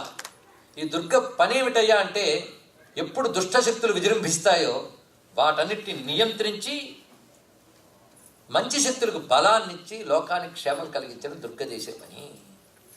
అయితే లోకం అంతా ఎలా ఉన్నా మన లోకం మనకుంది కదండి.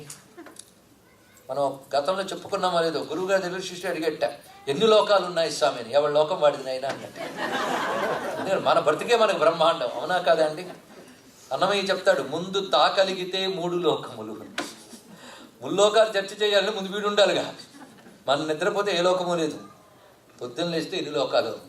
కానీ అసలు లోకం మనదే, మనకమే మహాలోకం. ఇందులో కూడా దైత్యులు ఉన్నారు, దానవులు ఉన్నారు. మన దుష్టశక్తులు విజృంభిస్తూ ఉంటాయి. మనకి ఎన్ని రకాల దుష్టశక్తులు ఉన్నాయి నేను చెప్పక్కర్లేదు, మీకు మీరు స్కాన్ చేసుకుంటే తెలుస్తాయి. ఇక్కడ బద్ధకం ఒకటి, కామం ఒకటి, క్రోధం ఒకటి, ఈర్ష్య ఒకటి, ద్వేషం ఒకటి, ఎన్ని రకాలు. అజ్ఞానం ఒకటి, అజ్ఞానాన్ని జ్ఞానం అనుకునే దుర్గుణం ఒకటి. ఇన్ని రకాలు విజృంభిస్తూ ఉంటే వీటిని కంట్రోల్ చేయాలనుకుంటాం. ఒక ఆయన అంటూ ఉంటాడు, నేను చేద్దాం అనుకున్నానండి 20 ఏళ్ల నుంచి, అప్పటి నుంచి అనుకుంటూనే ఉన్నాడు పాపం. అంటే వాళ్ళు డామినేషన్ దాన్ని పెరిగిపోయింది అనట. చూడండి, అంత లంకలో రావణ కుంభకర్ణులది డామినేషన్, విభీషణుడి పాపం మాటే లాభం లేదు. అలా మనలో కూడా మంచి బుద్ధులు ఉంటాయి, కానీ విభీషణలో సప్రెస్డ్ స్టేట్లో ఉంటాయి. రావణ కుంభకర్ణుల్లో వీళ్ళు విజృంభిస్తూ ఉంటారు అంతే. కనుక నా వల్ల కావట్లేదని కుంభకర్ణుడు మన విభీషణుడు చేసిన పని చేయాలి. రావుడి పాదాలు పట్టుకుంటాం, మన అమ్మ పాదాలు పట్టుకుంటే అమ్మ మనలో ఉన్న మంచికి అభయం ఇచ్చి దుష్టత్వాన్ని ఖండించి మంచికి పట్టం కట్టి బ్రతుకు బాగు చేస్తుందండి. ఇదే మొత్తం దుర్గాదేవి కథంతా ఇంతే. తర్వాత దుర్గా నామమహిం తర్వాత తెలుసుకున్నాం. ప్రస్తుతానికి సురథుడి ద్వారా అమ్మవారి ఆరాధన ఆ విధంగా వ్యాపించింది. సురథుడే సావర్ణిమనమయ్యాడు. అలాగే దుర్గాదేవిని పూజించిన వారిలో తతశ్రీ రామచంద్రేన రావణస్య వదార్థిన, రామచంద్రమూర్తి దుర్గను ఆరాధించాడు. అదేవిధంగా భారతం మనం పరిశీలిస్తే ధర్మరక్షణ కోసం యుద్ధానికి వెళ్ళబోతున్న పాండవులకు ధర్మరాజును ముందు చెప్తాడు.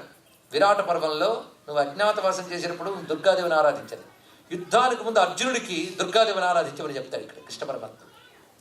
ఎందుకంటే దుర్గాదేవి ఆయన కలిసి పుట్టాడు, పద్మనాభ సహోదరి ఆ తల్లి. ఈ తల్లి మొట్టమొదటిగా దక్షకన్యగా పుట్టింది. కానీ దక్షుడు శివనిందాపరుడై యోగ్యతను కోల్పోవడంతో తాను దాక్షాయనిగా శరీరాన్ని విడిచిపెట్టి హిమవంతుని పుత్రికగా ఆ తల్లి ఉద్భవించింది. గౌరీదేవిగా ఉద్భవించి జజ్ఞే హిమవత పత్యాం లేభే పశుపతిం పతి, గౌరీదేవిగా ఉద్భవించి పశుపతిని పతిగా పొందింది ఆ తల్లి దుర్గా. ఆ తల్లికి సాక్షాత్తుగా కృష్ణుడే అంటే నారాయణుడే 2 రూపాలతో పుత్రుడయ్యాడు. ఒకడు గణపతి, ఒకడు సుబ్రహ్మణ్యుడు. ఇది ఒక పెద్ద రహస్యమైన అంశం ఇక్కడ. కనుక సుబ్రహ్మణ్యుడు గణపతి కూడా నారాయణ సంభూతుడు. ఎందుకంటే పార్వతీ పరమేశ్వరుడు పెళ్ళైన తర్వాత DeviBhagavatam చెప్తుంది, బ్రహ్మవిష్ణు పురాణం చెప్తుందండి. ఇక్కడ అందరూ పెళ్ళికి వచ్చారు. విష్ణు అమ్మవారిని చూసి అనుకున్నట్ట, సోదరి కదా ఈమెకు పిల్లాడిగా పుడితే అంత బాగుంటుందని మనసులో అనుకున్నాడు. ఆవిడ పట్టేసింది. ₹2 వస్తావు నాయనా అంది. ఇక్కడ అతడే గణపతి సుబ్రహ్మణ్యుడు. వీళ్ళు ఇద్దరు కూడా విష్ణు స్వరూపులు. అందుకే శుక్లాంబరధరం విష్ణు, స్కందధరో ధుర్యో. ఇవి తెలియాలి అంటే దేవతా తత్వం తెలిస్తే వీటి సామ్యం తెలుస్తుంది. శంకరయో యోగం సయోగో విష్ణురుచ్యతే అనేది. ఇది నేను తాత్వికంగా చెప్పాలంటే సమయం ఎక్కువ అవుతుంది, విషయం తెలుసుకుంటే చాలు. ఇక ఆ తర్వాత లక్ష్మీదేవి ముందు నారాయణుని చేత పూజింపబడినది. తర్వాత ఇంద్రుడు మొదలైన వాళ్ళు పూజించారు. భూమి యందు మంగళుడు అనే రాజు లక్ష్మీ పూజను ప్రారంభించి వ్యాప్తి చేశాడు. అలాగే సావిత్రి, గాయత్రిని ఋషులు ఉపాసన చేశారు. ప్రధానంగా అశ్వపతి అనేటువంటి మహానుభావుడు కొన్ని లక్షల గాయత్రి జపం చేసి అమ్మవారి అనుగ్రహం పొందాడు. అమ్మవారు ఆయన పుత్రికగా పుట్టారయ్యా. ఆవిడ పేరే సావిత్రి. సావిత్రి సత్యవంతుల కథ తెలుసు కదా. గాయత్రి యొక్క తేజస్సు అశ్వపతి కుమార్తెగా పుట్టింది. ఇలా చెప్తూ అదేవిధంగా రాధాదేవి మొట్టమొదటిగా కృష్ణ పరమాత్మ చేత పూజింపబడింది. కార్తీక పూర్ణిమ రాధాదేవి ఆరాధన ప్రధానం. ఇప్పటికి బృందావనంలో మాత్రం కార్తీక మాసం చాలా విశేషంగా చేస్తారు. రాధాదేవి పుట్టినది భాద్రపద శుద్ధాష్టమి, గోకులంలో ఉద్భవించింది. కానీ గోలోకంలో నిత్యము ఉంటుంది ఇక్కడ. కానీ కృష్ణ పరమాత్మ శ్రావణ బహుళాష్టమి అయితే అమ్మవారు భాద్రపద శుద్ధాష్టమి. ఆ రోజున మనకు బృందావనంలో ఇసుక వేస్తే రాలేదు, అంత జనం ఉంటారండి ఇక్కడ. మొత్తం ఆ గోవర్ధన పరిక్రమ చేస్తూ రాధానామం ప్రతిధ్వనిస్తూ ఉంటుంది ఇక్కడ. ఆ తల్లి వృషభాను పుత్రికగా ఉద్భవించింది భాద్రపద శుద్ధాష్టమి నాడు. ఆ తల్లిని ప్రధానంగా పూజించే విధానము కార్తీక పూర్ణిమ నాడు ఆరాధన విధానం ఉన్నది చాలా విస్తారంగా వివరించింది. ఇలాగ ఈ పంచస్వరూపాల ఉపాసన గురించి చెప్తూ ఇది అయ్యా ప్రకృతి అయిన శక్తి స్వరూపము. శక్తి లేకపోతే సృష్టిలో ఏదీ జరగదు కదా అంటూ శక్తి అనే మాటలో మంత్రశక్తి ఉంది కనుక శక్తి అనేది ఒక మంత్రం. ఇందులో ఐశ్వర్యవచన షశ్చ క్తి పరాక్రమయేవచ తత్స్వరూప తయోర్ధాత్రి సా శక్తికి పరికీర్తిత. శక్తి అని 2 పదాలు ఉన్నాయి కదా. ష అంటే ఐశ్వర్యవాచకం, అందులో ఐశ్వర్య శక్తి ఉంది. క్తి అంటే పరాక్రమవాచకం అంటే బలం. కనుక ష అనగా ఐశ్వర్యము, క్తి అంటే బలము. ఐశ్వర్యము బలము ఈ రెండిటి స్వరూపం అమ్మవారు. ఆ రెండు ఆవిడ స్వరూపము. ఆశ్రయించిన భక్తులకు ఆ 2 ఇస్తుంది కనుక శక్తి అని పిలిచారు. కనుక శక్తి అనే మాటకి ఇది అర్థం. ఇది తెలిసి శక్తి స్వరూపిణి అమ్మవారికి నమస్కారం చేసుకుంటూ నిరాకారైన శక్తి ప్రకృతి రూపంగా ఎన్ని విధాలుగా ఉంటుంది కనుక ఇందులో ఒక్కొక్క ఆరాధన విధానం చెప్తున్నారు విను. మొట్టమొదటిగా సరస్వతీదేవి ఆరాధన ప్రధానంగా చెప్తున్నారు. ఇది శ్రద్ధగా మనం విందాం. ఈ సరస్వతీదేవి ఆరాధన మొట్టమొదటిగా బ్రహ్మదేవుడే చేశాడు. ఆ తల్లి అనుగ్రహం ఉంటేనే తెలివి అనేది వస్తుంది. పలుకు కానీ తెలివి కానీ పటిమ కానీ ఇవన్నీ ఆ తల్లి వల్లనే వస్తున్నాయి. ఈ సరస్వతీదేవిని ఆరాధన విధానాన్ని నారాయణుడే ఏర్పాటు చేశాడు ఇక్కడ. ఇది విరాట్ పురుషుడు యొక్క నాలిక నుంచి ఉద్భవించింది సరస్వతి అన్నారు ఇక్కడ. నాలిక అంటే జ్ఞానం వ్యక్తీకరింపబడే స్థానం, ముఖం. అది వాగ్భవ కూటైక స్వరూప ముఖ పంకజ అంటాం కదా, జ్ఞానం అది. కానీ జ్ఞానస్వరూపం ముఖం నుంచి వస్తుంది. అంటే విశ్వమంతా నడిపే ఈశ్వర జ్ఞానం పేరు సరస్వతి. నేను చెప్పే నిర్వచనాన్ని గుర్తు తెచ్చుకోండి. అంటే విశ్వమంతా వ్యాపించిపోయిన జ్ఞానం సరస్వతి. అది నువ్వు ప్రార్థించే వరకు నీకు అది కనెక్ట్ అవుతుంది. ఇక్కడ మనం నదిలోంచి నీరు తీసుకున్నట్టు విశ్వవ్యాపకమైన ఆ తల్లిని ఉపాసన చేసే శక్తిని మనం పొందాలి. అది విశ్వవ్యాపకమై విశ్వాన్ని నడిపే విశ్వేశ్వరుని యొక్క జ్ఞానమే సరస్వతీదేవి. ఆ సరస్వతి ఆరాధన ప్రతినిత్యము చేయాలి. కానీ విశేషించి మాఘస్య శుక్ల పంచమ్యాం విద్యారంభేతి సుందరి. మాఘమాసంలో శుద్ధ పంచమి సరస్వతీదేవి ఆరాధనకి ప్రధానము. అంటే మాఘమాసం ప్రతి దేవతారాధనకి ప్రధానం. సరస్వతీదేవి ఆరాధన మాఘశుద్ధ పంచమి. ఎప్పుడైనా పంచమ తిథి గురువారం సరస్వతి ఆరాధనకి విశేషం. ఇది వారాల్లోనూ తిథుల్లోనూ ప్రత్యేకం. అందులో శరన్నవరాత్రుల్లో వచ్చే పంచమ కూడా చాలా ముఖ్యం. వసంత నవరాత్రుల పంచమ కూడా సరస్వతి ఆరాధన ముఖ్యం. అందులో మూలా నక్షత్రాన్ని కూడా ముఖ్యంగా మనం చెప్పుకుంటాం. కానీ మాఘశుద్ధ పంచమి తల్లి ఆవిర్భావ దినంగా చెప్పబడుతుంది. అసలు మాఘమాసం అంతా కూడా సృష్టికి ప్రారంభానికి సంబంధించిన లక్షణం ఉందండి. దానిలో నేను తర్వాతే పాల్గొని తర్వాత చైత్రం కదా, మనకి చైత్రం ప్రారంభం అనుకుంటే దాని పూర్వ కాలం అదంతా. అందుకే మాఘమాసంలో సర్వదేవతల ప్రాధాన్యం మనకు కనబడుతుంది. ఇక్కడ దేవతలందరూ ప్రకటింపబడినటువంటి కాలం మాఘంలోనే. అందుకే అప్పుడు వచ్చే ఏకాదశి, అప్పుడు వచ్చే శివరాత్రి, అప్పుడు వచ్చే వాటన్నిటికీ ప్రాధాన్యం ఉందండి. మాఘమాసానికి భారతదేశంలో అంత ప్రాధాన్యం ఇస్తాం జ్యోతిష్ శాస్త్ర పరంగా. అందులో మాఘశుద్ధ పంచమి సరస్వతీదేవి ఆరాధన. ఇది తెలుగువారు మర్చిపోయారేమో కానీ ఇప్పటికీ ఒరిస్సాలో, ఉత్తరాదిలో, బెంగాల్లో మొత్తం పిల్లలు స్కూళ్లలో కూడాను మాఘశుద్ధ పంచమి సరస్వతి పూజ చేస్తారండి నేటికి కూడా. మనకు కేవలం వినాయక చవితి మాత్రమే తెలుసు. సరస్వతి పూజ అంత విశేషంగా చేస్తారు. ప్రతిమలు కూడా అమ్ముతారు. కలశంలో కానీ ప్రతిమ యందు కానీ పుస్తకం యందు కానీ సరస్వతీదేవిని ఆవాహన చేసి ఆరాధిస్తారు. అది మనం మళ్ళీ అలవాటు చేసుకోవచ్చు వేదంలోది. మన తెలుగునాట గోదావరి తీరంలో వ్యాస భగవానుడు అమ్మవారి కోసం తపస్సు చేస్తే అమ్మవారు ప్రత్యక్షమయ్యారు. ఎందుకంటే వ్యాసుడికి పెద్ద పని పెట్టాడు కృష్ణుడు. వేదములన్నీ విభాగించాలి, 18 మహాపురాణ 18 ఉపపురాణాలు రాయాలి, భారతం రచించాలి. ఇన్ని పనులున్నాయి నీకు, చెయ్యన్నాడు కృష్ణుడు. చెయ్యాలంటే ఆయనకి నచ్చిన రచయిత కూడా ఉన్నాడు వ్యాసుడి కంటే పూర్వం. ఆయన పక్కీలో రాయాలి. ఆయన పేరు వాల్మీకి. రామాయణం ఎప్పుడు రాశాడు కదా, రాస్తే ఆయనలా రాయాలి అని వాల్మీకి మహర్షి దగ్గరికి వెళ్ళాడు ఆయన. ఇది దేవి భాగవతం ఉంది, బ్రహ్మాండ పురాణం ఉంది, రెండిట్లో ఉన్నది. వెళ్ళి వాల్మీకిని ఆశ్రయించాడు. ఎందుకంటే బ్రహ్మదేవుడు వచ్చి నిన్ను మెచ్చుకున్నాడయ్యా. మచ్చందాదేవతే బ్రహ్మన్ ప్రవృత్తేయం సరస్వతి. రామాయణంలో బాలకాండల వాక్యం ఇప్పుడు చెప్పింది. నా సంకల్పం చేత సరస్వతీదేవి అనుగ్రహం నీకు లభించింది, నువ్వే రామాయణం రాయడానికి అర్హుడవు అని ఇక్కడ చెప్పాడు. కానీ సరస్వతీదేవి అనుగ్రహం చేతనే వాల్మీకి ఇన్ని యుగాలైనా మిగిలిపోయే రామాయణాన్ని అందించగలిగాడు. ఏమి రామాయణం అలా రచించగలిగేవు. నీ ధోరణిలోనే నేను రాయాలనుకుంటున్నాను. అందులో వేదాలు విభజించాలి అంటే నాకు సరస్వతి కటాక్షం కావాలి, నువ్వు ఉపదేశించని అడిగాడు. ఇప్పుడు వ్యాస భగవానుడు సరస్వతి మంత్రాన్ని వాల్మీకి ద్వారా ఉపదేశంగా పొందాడు. పొంది జపం చేసి ఉపాసన చేశాడు గోదావరి తీరంలో. అప్పుడు అమ్మవారు ప్రత్యక్షమయ్యారు. ఆ ప్రత్యక్షమైన తల్లి ఒక చేత్తో కలశము, ఒక చేత్తో అక్షమాల, కింద 2 చేతులతో చిన్ముద్ర పుస్తకం పట్టుకుందండి. ఇదే రూపం. చిలక ఒకటి ఉంటుంది అక్కడ. ఆ రూపంతో ప్రత్యక్షమైంది. అప్పుడు అమ్మవారిని ఆరాధన చేసి ఆ శక్తిని పొందాడు ఆయన. ఆ తర్వాత హిమోత్పర్వత ప్రాంతానికి వెళ్ళు. అక్కడ హయగ్రీవ స్వామి వారు బ్రహ్మకి వేదములు ఇవ్వగా ఆ వేదమాత ఒక తీర్థ రూపంగా అక్కడ ఉంది బదరీ దగ్గర. అదే సరస్వతి అని చెప్పబడుతుంది. అక్కడ గుహ ఉన్నది. అక్కడ నువ్వు సాధన చెయ్యు, నీ చేత చెప్పబడుతున్నదంతా గణపతి రాస్తాడు అని సరస్వతీదేవి చెప్తే గోదావరి నుంచి అక్కడికి వెళ్ళాడు ఆయన. అంతేకాదు, నీకు ఇంకేదైనా కోరుకుంటే కోరుకో అంది సరస్వతీదేవి. అప్పుడు వ్యాస భగవానుడు అడిగాడు, నన్ను ఎలా అనుగ్రహించేవో ఇక్కడ నిన్ను కొలుచుకునే వాళ్ళను కూడా అనుగ్రహించమ్మా అన్నాడు. ఇక్కడ మనం తెలుసుకోవాల్సి ఏంటంటే, ఒక తపస్సు కానీ తపస్సు చేస్తే ఆ చోటుకు తపశ్శక్తి వస్తుందండి. పైగా తను అనుగ్రహించడానికి దేవత ఆవిర్భవిస్తుంది కదా, ఆ శక్తి కలుస్తుంది. 2 శక్తులు కలిస్తే దాన్ని క్షేత్రం అంటారు. ఇది క్షేత్రం ఎలా ఏర్పడుతుందో మనకు తెలియాలి ఇక్కడ. ఇప్పుడు వ్యాస మహర్షి ఇన్నాళ్ళు చేసిన తపస్సుకి ఆవిర్భవించిన అమ్మవారి యొక్క శక్తి 2 కలిసే ఇక్కడ. అది క్షేత్రం కావాలి. కనుక అమ్మ, నేను ఋషులకి దయండి, మనందరం ధరించుకోవాలని దయ. తల్లి, రానున్నది కలియుగం. అజ్ఞానం ఎక్కువ, అజ్ఞానాన్ని జ్ఞానం అనుకోవడం ఇంకా ఎక్కువ.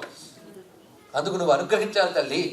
ఇక్కడ నువ్వు దివ్య రూపంతో ఆవిర్భవించాలంటే నువ్వు ఇసుకతో నా మూర్తిని చెయ్యు, నా కళలను అందులో ప్రవేశింపజేస్తాను. ఇది మహాక్షేత్రం అవుతుందని తల్లి చెప్పింది. గోదావరి తీరంలో వ్యాస మహర్షి ఇసుకతో మూర్తిని చేయగానే అమ్మవారి కళలు ప్రవేశించాయి. అదే వ్యాసపురి, అదే వాసర, క్రమంలో బాసర అని చెప్పబడుతున్నటువంటిది మహాక్షేత్రం. అది వాసరం అంటే పగలు, వాసరం అంటే జ్ఞానం అని అర్థం, పగలంటే జ్ఞానం. వాసరా క్షేత్రం అంటే జ్ఞాన సరస్వతి క్షేత్రం. మళ్ళీ వ్యాస భగవానుడు ఎలాంటి తల్లిని అక్కడ ప్రతిష్ఠ చేశాడో అలాంటి తల్లిని మరొక ఆయన ప్రతిష్ఠ చేశాడని. వ్యాసుడి తర్వాత అంత వాంగ్మయాన్ని రచించి సనాతన వైదిక ధర్మం దెబ్బతింటూ ఉంటే, ఆ వైదిక ధర్మంలోని ఉపాసనా మార్గములు షణ్మతాలను ఉద్ధరించి వేదాంత మతాన్ని ప్రతిష్ఠ చేసి వ్యాసుడి తర్వాత మళ్ళీ అంత పనిచేసినటువంటి సాక్షాత్ శివస్వరూపులు ఆదిశంకర భగవత్పాదుల వారు. ఆయన కాశ్మీరంలో సరస్వతీపీఠంలో సర్వజ్ఞ పీఠారోహణం చేసినటువంటి వాడై శృంగగిరి యందు ఆయనకు అపూర్వమైన దృశ్యం కనబడింది. ఒక సర్పము పడగపట్టి ఉంటే దాని కింద కప్ప నీడ కాచుకుంటూ ప్రసవిస్తుందిట. వైరము కూడా లేకుండా, లేకపోతే పాము పడగ నీడలో కప్ప ఉండడం ఏంటండి అంటే సహజ వైరం కూడా లేని తపోభూమి. ఒకసారి దివ్య దృష్టితో చూశాడు. ఇది ఋష్యశృంగ మహర్షి తపస్సు చేసిన పుణ్యభూమి. ఆయన తండ్రి విభాండకుడు తపస్సు చేసిన పుణ్యభూమి. ఇలాంటి పుణ్యభూమి నాకు తపోభూమి కావాలని ధ్యానంలో ఉంటే ఆయన ఉపాసించిన సరస్వతి అక్కడ ప్రత్యక్షమైంది. అమ్మా, వ్యాస భగవానుడు హృదయాన్ని ఆవిష్కరించారు నా వాంగ్మయంతో. ఎంత విస్తారమైన వాంగ్మయాన్ని ఇచ్చారండి ఆదిశంకర భగవత్పాదుల వారు ఇక్కడ. ఆ వాంగ్మయం నేనిచ్చిన శారద, నా ద్వారా ఆవిష్కరించిన శారద. ఆ శారద అర్థం కావాలంటే నీ అనుగ్రహం కావాలి తల్లి. కనుక నువ్వు ఈ క్షేత్రంలో వెలసి ఉండాలని ప్రార్థించి గంధపు చెక్కతో తాను అమ్మవారి యొక్క విగ్రహాన్ని తయారు చేశారు శంకర భగవత్పాదుల వారు. తాను స్వయంగా చేత్తో శ్రీచక్రం లిఖించి శారదాదేవిని ప్రతిష్ఠ చేశాడు. కనుక అక్కడ ఉన్నది ముగురమ్మల్లో ఒకరైన తల్లి కాదు, ముగురమ్మల మూలపుటమ్మ అయి శ్రీచక్ర స్వరూపిణి అయిన మహాత్రిపుర సుందరి యొక్క శారదా రూపం. అలాంటి శారదామూర్తిని ప్రశ్న చేశాడు ఆయన. ఆ తల్లి రూపం కూడా అచ్చంగా ఎలా ఉంటుందంటే వ్యాసుడు దర్శించినట్లే. ఆ కుడి చేతిలో అక్షమాల, ఎడమ చేతిలో అమృత కలశము, కింద 2 చేతులతో చిరుముద్ర పుస్తకం పట్టుకుని పద్మాసనంలో కూర్చుంటుందండి ఆ తల్లి. ఇక్కడ శారదాదేవి శృంగేరి యందు ప్రతిష్ఠ చేశాడు మహానుభావుడు ఇక్కడ. ఆ తర్వాత ఆ తల్లి అనుగ్రహాన్ని తన భాష్య గ్రంథాలలో వ్యాపింపజేసి మొత్తం అప్పుడు వ్యాపించిన అవైదిక మతాలన్నింటి తూర్పారబట్టి సనాతన ధర్మ ప్రతిష్ఠ చేశాడు ఆ మహానుభావుడు ఇక్కడ. అది గ్రహించాలి. అంతేగాని ఆదిశంకరులు అద్వైతం, మాకు అద్వైతం పడది, గొడవలు కాదు. ఆదిశంకరులు పరమంగా అద్వైతం చెప్పినా సాధనలో ద్వైతాన్ని అంగీకరించాడు. ఉపాసనా మార్గాలని సుప్రతిష్ఠితం చేశాడు. ఆ మహానుభావుడు సనాతన ధర్మంలో ఉన్న అన్ని మతాల వారికి ఆది గురువు, జగద్గురువు. అందుకే శంకరం, లోకశంకరం నమస్కరించుకోవాలి. మహానుభావుడు శారదాదేవిని ప్రతిష్ఠ చేశాడు.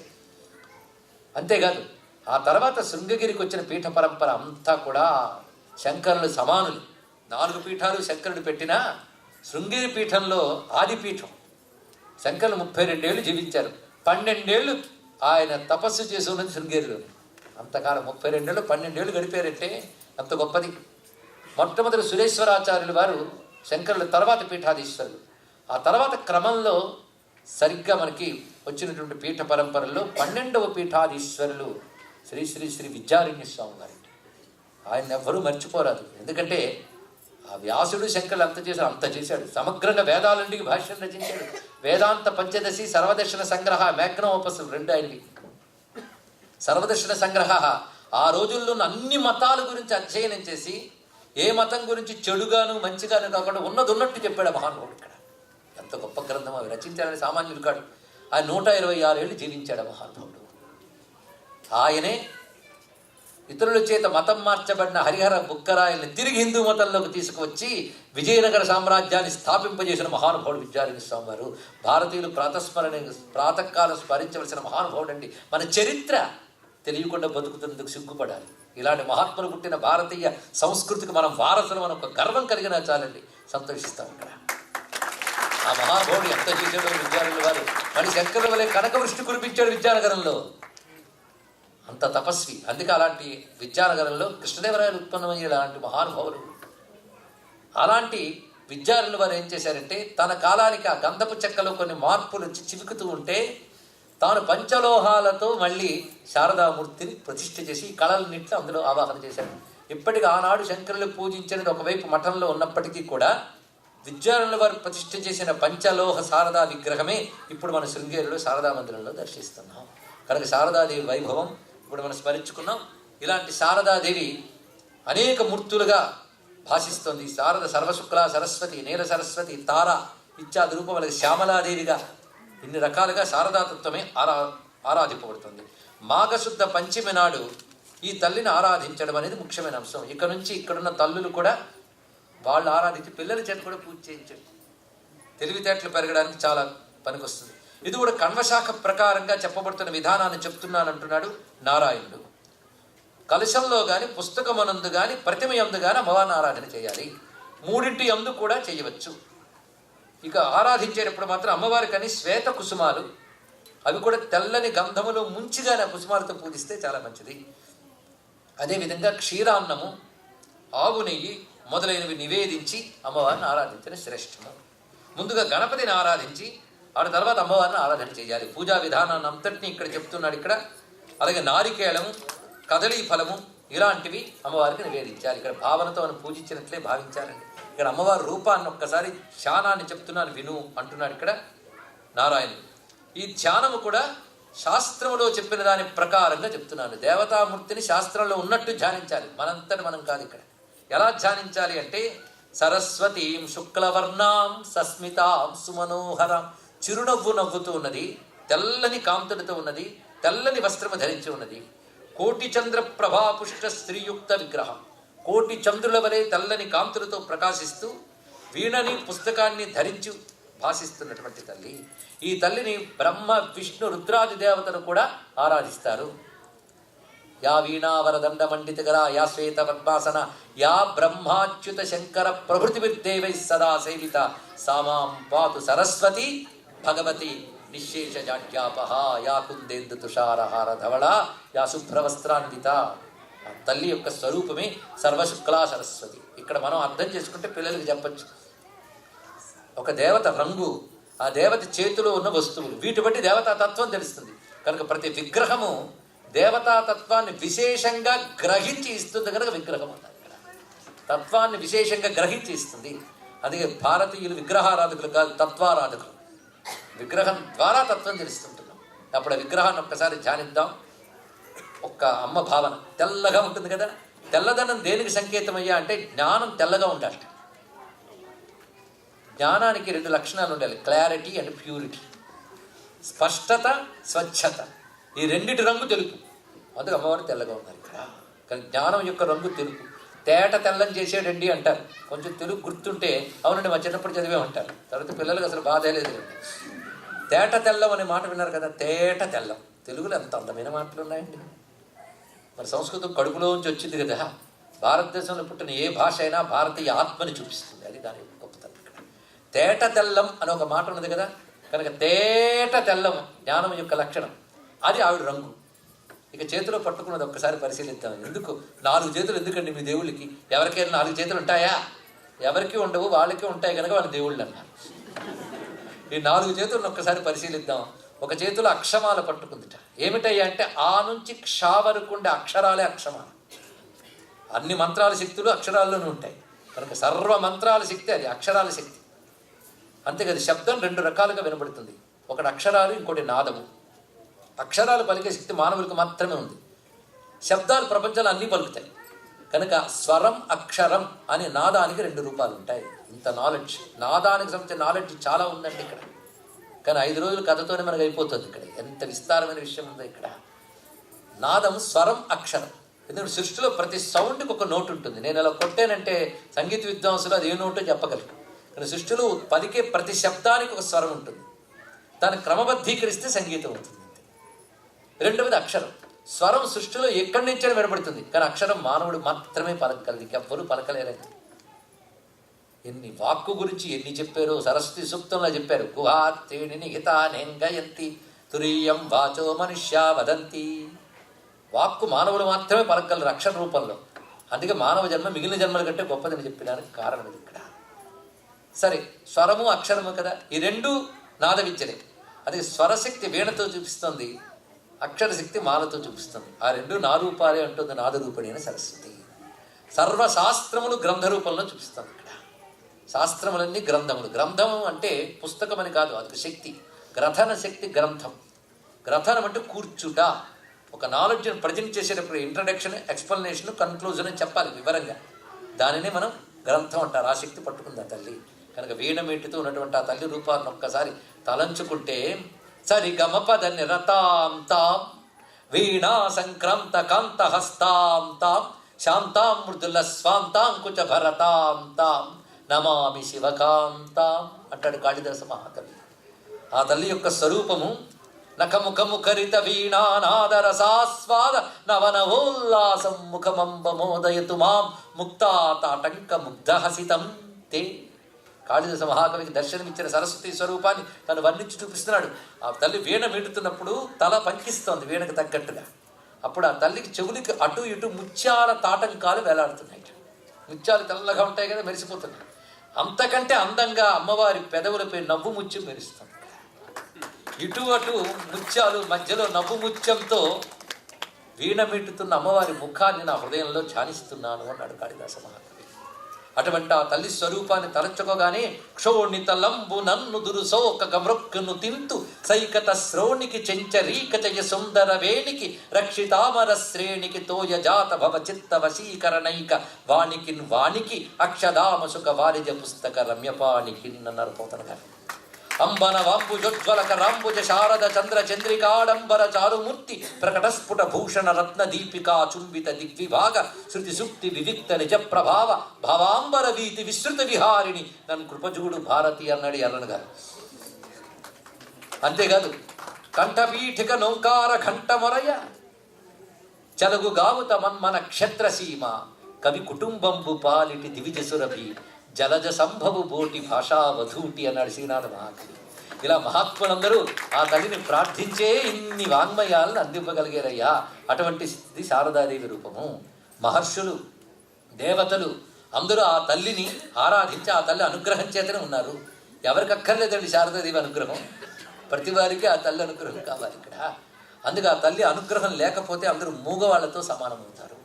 ఒకసారి సనక సనందనాథులందరూ వెళ్ళి బ్రహ్మదేవుని వద్దకు వెళ్ళి వేదాంత విద్య చెప్పుకొని కూర్చున్నారు. ఆయన అన్నీ చెప్పగలిగేవాడు కదా, 4 మొహాల్లో వేదం ఉంది. వెంటనే కూర్చొని చెప్పాలని ప్రయత్నించట, గొంతు పెగలే. మన చేతిలో ఏమి ఉండదండి, ఎన్నో తెలివైన వాళ్ళం అనుకుంటాం. ఎందుకంటే మనలో ఉన్నటువంటి మైండ్ అనేది ఎన్ని రకాలుగా శక్తులు వస్తాయి శాస్త్రం చెప్పింది. ఆశ్చర్యించండి, అది ఎన్ని రకాలంటే శ్రద్ధ, ధారణ, మేధ, ప్రజ్ఞ, ప్రతిభ, స్మృతి, ఇన్ని రూపాలు ఉన్నాయట. ఎన్ని రకాలు చెప్పారు చూడండి ఇక్కడ. ఒకటి బోధశక్తి, ఇందాక చెప్పుకున్నాం కదా, బుద్ధి. ఇంకొకటి ధారణ, అంటే గ్రహించిన విషయాన్ని యథాతథంగా ధరించగలగడం మనస్సులో. ఇంకోటి స్మృతి, స్మృతి అంటే స్మరించేది, గుర్తు తెచ్చుకోగలిగిన శక్తి, అది కూడా ఉండాలి. లేకపోతే అన్నీ చదివాడు పరీక్ష దగ్గరికి వెళ్ళి ఒక్కడ గుర్తు రాలేదు. అది గుర్తొస్తే స్మృతి. సరైన సమయంలో సరైన బుద్ధి తోచాలి. అది ఒకప్పుడు చదివి ఉండవు, అప్పుడు సరిగ్గా వస్తుంది. దాని పేరు స్ఫురణ అంటారు. చూసారా, మైండ్కి ఎన్ని రకాలు ఉన్నాయో చెప్పారంటే ఇవి మామూలుగా వినాల్సిన సబ్జెక్టు కాదండి. ఒక బోర్డు పెట్టుకుని నోట్స్లా రాసుకుని స్టడీ చేయాల్సిన సబ్జెక్టు. అలా మీరు పురాణాలు విన్నప్పుడు బతుకులు బాగుపడతాయి. అందుకని అలా కాలక్షేపం కూర్చున్నా విన్నారు అని కాదు, ఎంత అద్భుతంగా మైండ్కున్న రకరకాలటువంటి ఎనర్జీలు ఎలా ఉంటాయని చూపిస్తున్నాడు, ఎంత అద్భుతంగా ఇక్కడ. అందుకు బుద్ధి, స్మృతి, ప్రతిభ. ప్రతిభ అంటే నవనవోన్మేషశాలిని ప్రతిభ. అదే విషయం ఉంటుంది కానీ చెప్పడంలో కొత్తదనం కనబడాలి, అప్పుడు నచ్చుతుంది. అందుకు ఒక గొప్ప కవిత్వం కానీ, గొప్ప సంగీతం కానీ, మళ్ళీ ఎవడో ఎప్పుడో చేసిన సంగీతం నేను ఇప్పుడు వినిపించాను అనుకోండి, ఎవడు ఆనందించడం. నేను చూపించేది కొత్తగా ఉండాలి, అది ప్రతిభ. అంటే విషయాన్ని కొత్తగా ఆవిష్కరించగలిగే, నూతనమైన ఊహలు చేయగలిగే శక్తి పేరు ప్రతిభ. లేకపోతే ఇప్పుడు సృష్టి పుట్టి ఎన్ని కవిత్వాలు రాలేదు, ఎన్ని సంగీతాలు రాలేదు, ఇంకా కొత్త వస్తున్నా చేశారు, అది ప్రతిభ అంటే. దాని వల్ల టాలెంట్ అని అంటారు ఇక్కడ. నవనోన్మేషశాలిని ప్రతిభ. అలాగే స్ఫురణ చెప్పుకున్నాం, స్మృతి చెప్పుకున్నాం, అలాగే ప్రకృష్టమైన జ్ఞానం, ప్రజ్ఞ. ఇన్ని రకాలుగా ధీశక్తులు వ్యాపించును. ఇవన్నీ అమ్మ శారదాదేవి రూపములే. ఆ తల్లి అనుగ్రహం వల్ల ప్రౌఢమైన కవిత్వం చెప్పగలరు, ఆ తల్లి అనుగ్రహం వల్ల లేతమే సుకుమారమైన కవిత్వం చెప్పగలరు. అంతే కదా. మందార మకరంద మాధుర్యమున దేలు మధుపంబు ఓవునే మదనములకు. ఎంత మధురంగా ఉంది కదా, అర్థమైపోయినట్టు. కానీ మధురంగా ఉంది, తేటగా ఉంది, అంతే కదా. హనుమాచార్యుల వారు ఎంత తేటగా రాశాడండి ఒక్కొక్క పాట. అలరులు కురియగా ఆడినదే అలకల పులుకుల అలమేల్మంగ, అదివో అల్లదివో. పాల నేత్రానల ప్రబల విజ్జుల్లత కేళీ విహార లక్ష్మీనారసింహ ప్రళయ మారుత ఘోర భస్త్రికా ఫుత్కార లలిత నిశ్వాస డోలార జనయ కులశైల కుంభిని కుముదహిత రవి గగన చలన విధి నిపుణ నిశ్చల నారసింహ. అది వినగానే అర్థం కాకుండా చెప్పండి కొట్టాం కదా. ఎందుకంటే నరసింహస్వామి కనబడ్డాడా లేదా చెప్పండి, కనబడ్డాడా లేదా. ఒక్కొక్కసారి మీనింగ్ కంటే ఫీలింగ్ గొప్పగా ఉంటుంది. కనబడ్డాడే లేదు నరసింహస్వామి. అందుకే ప్రౌఢంగా కొన్ని చోట్ల చెప్పాలి, నెమ్మదిగా ఒక చోట చెప్పాలి, అంతే కదా. మా పెద్దన గారికి ఆ విషయం బాగా తెలుసు. నెమ్మదిగా చెప్తాడు. వండనలయదు వేవురు వచ్చిరే అర్ధరాత్రంబు నందైన అతని గురుని. అందరికి అర్థమైపోయింది కదా.